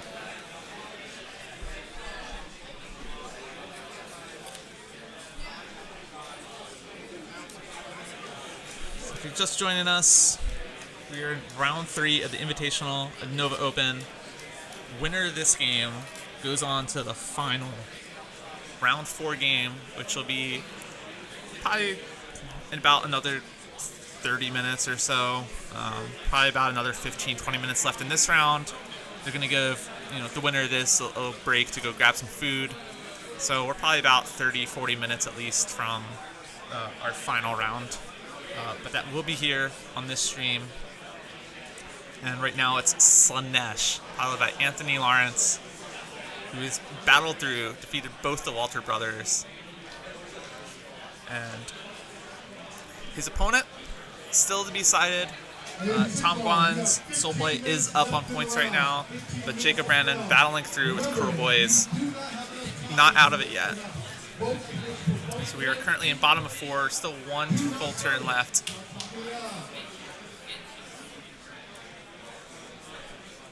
But I think if Tom wins priority, he could potentially just put away the game and put the game out of reach.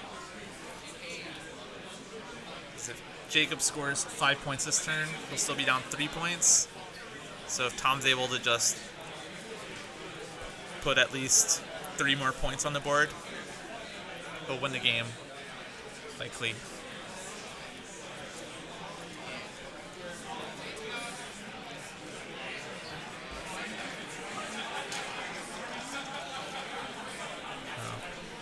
Players are starting to pick up pace a little.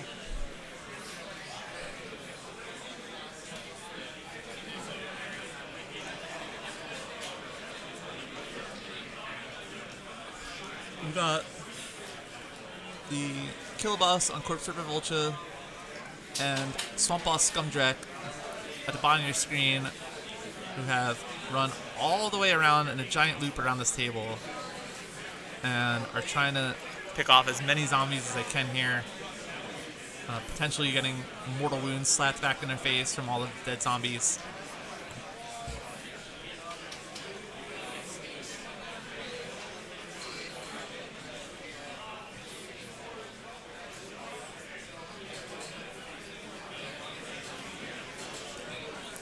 If you missed it last round, round 2, we had Caleb Walters playing against Matthew Davis, otherwise known as Math Mallow. It was Zinch versus Sylvaneth in a game that came down to the wire turn 5. And it was an absolutely amazing game. We were joined by Owen Jackson, the Owen Jackson, as special guest commentator with me.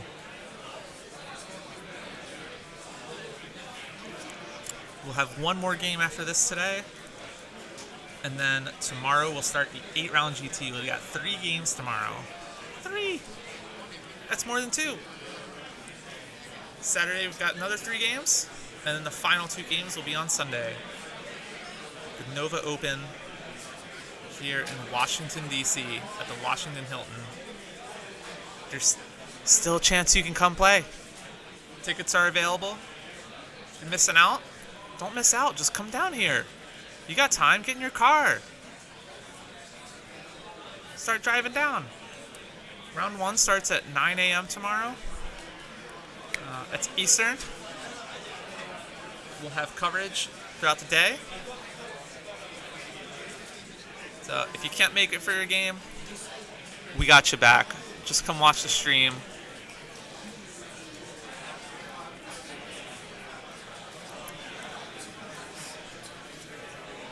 This game might end up being down the priority roll for turn 5. Tom Guan with the slight edge. If Jacob is able to score 5, which I believe he'll be able to score 5 points this turn, it'll be a 3-point difference. Tom Guan already locked up his grand strat.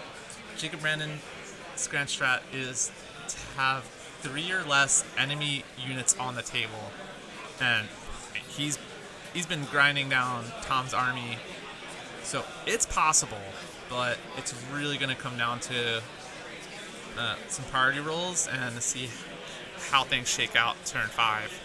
So this one's going to be another nail biter, and either way, I think our round 4 is going to be another real tight game.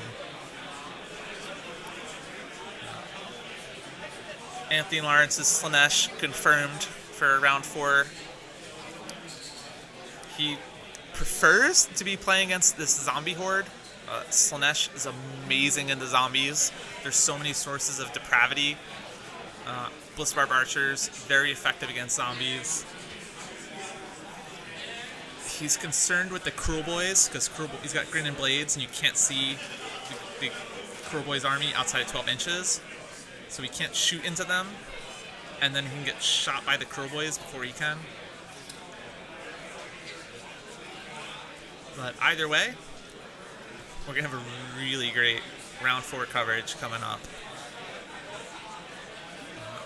The doubles and RTT have both wrapped up here.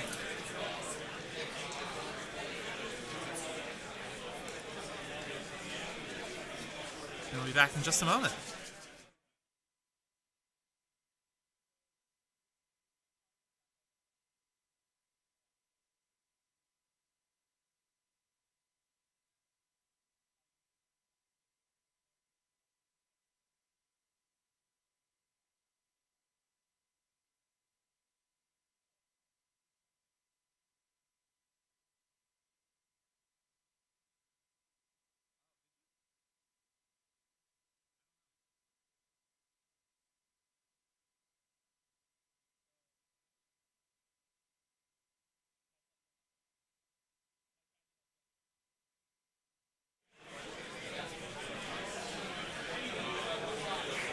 So, Mike Vaginos, the boss of the Invitational, at the table.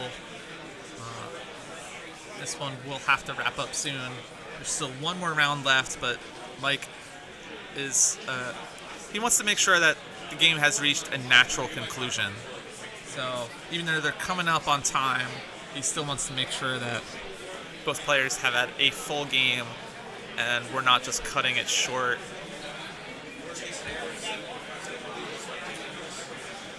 So, next round, probably in about 30 minutes from now.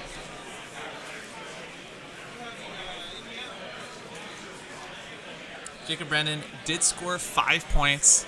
So after 4 full rounds, it is 16-19, a 3-point difference between Curl Boys and Soulblight in Soulblight's favor. So Tom Guan up by 3, going into turn 5. And we'll be back in just a moment when I find out who is winning priority and who's taking top of 5.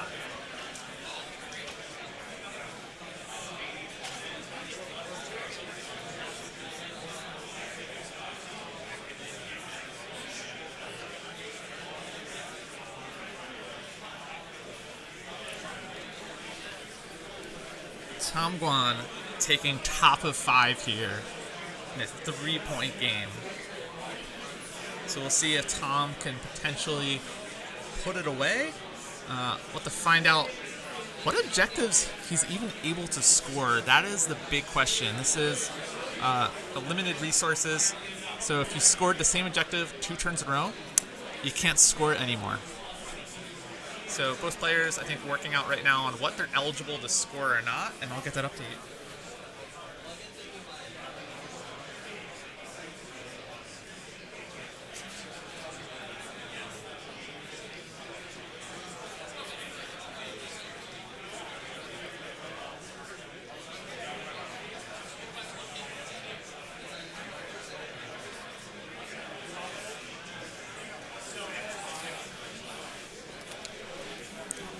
So we do have Gareth Thomas, TO extraordinaire, was one of the refs for AoS Worlds this past year. He is table boss in there, make sure everything's done above board.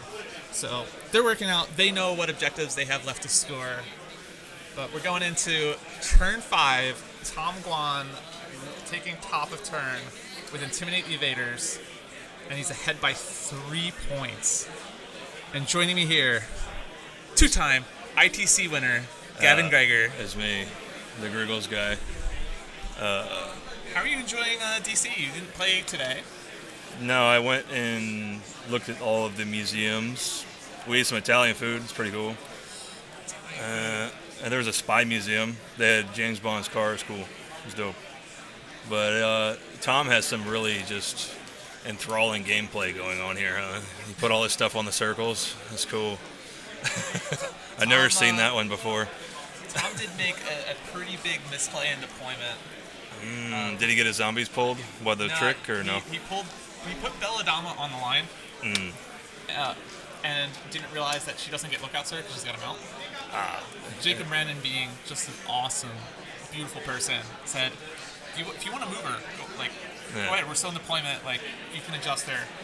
Tom Wan said, "How dare you have so much sportsmanship? I will beat your sportsmanship with even more sportsmanship and say, I made a mistake. I am leaving her there on the line." That's good. It's always good to see sportsmanship between the... Jacob would get the 5 and still lose by 3 because Tom is going to get the 4 to solidify that, and they're both going to get grand strats. So it's a wash there.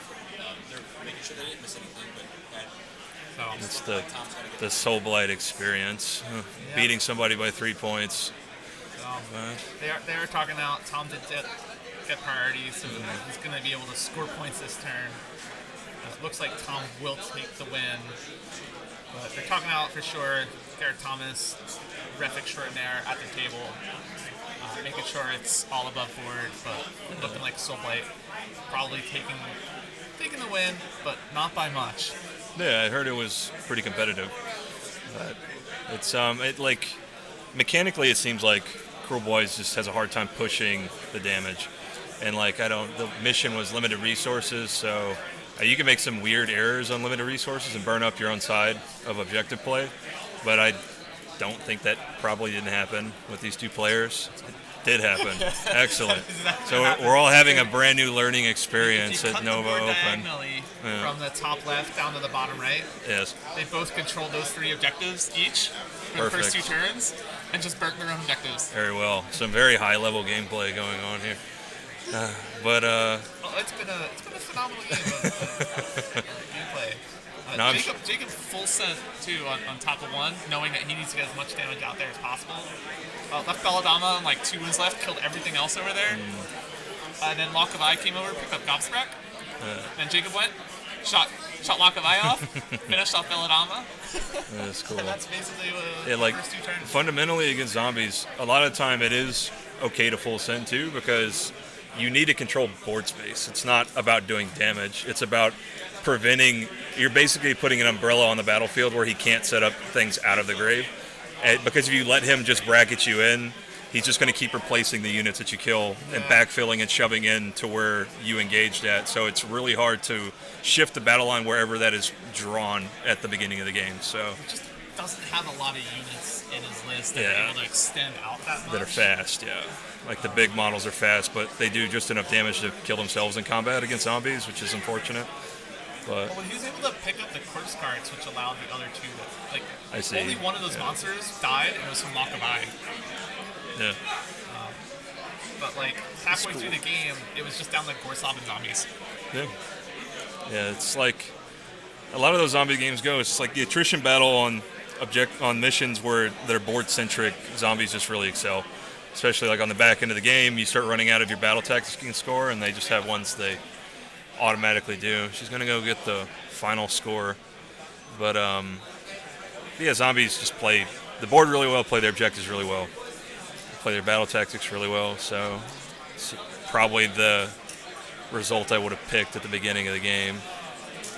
But all right, Emma's back. So it's official. Soulblade taking the W by either 2 or 3. They're not massing it out. They just know it's going to shake out. His number's bigger than Jacob's number. So he's already ahead by 3. Already achieved his grand strat. So the underdog story continues. Will anybody be able to stop the 1980 team if of anybody, zombies? I think it's our next opponent. Yes, Slanesh. What's the map for round 4? No idea. I don't know the map yet. So that's going to determine a lot, I think. Yep. But mechanically, Slanesh stacks up depravity a lot on that list, and there's enough pieces to where he can kind of control board too. But we're gonna wrap it up here for now. While we take a quick break, and then we'll have round 4 coverage here of the Invitational. It'll be Slanesh versus Soulblight Gravelords, the Slayer of the OBRs, with the closest game for Soulblight today has been against Cruel Boys. Yeah. Who would have thought? But we'll be back in about 15 minutes. Unsure, question mark. Going to make sure that Tom gets time to eat. I know Anthony's taking a nice little break, but we'll see you back here then. So,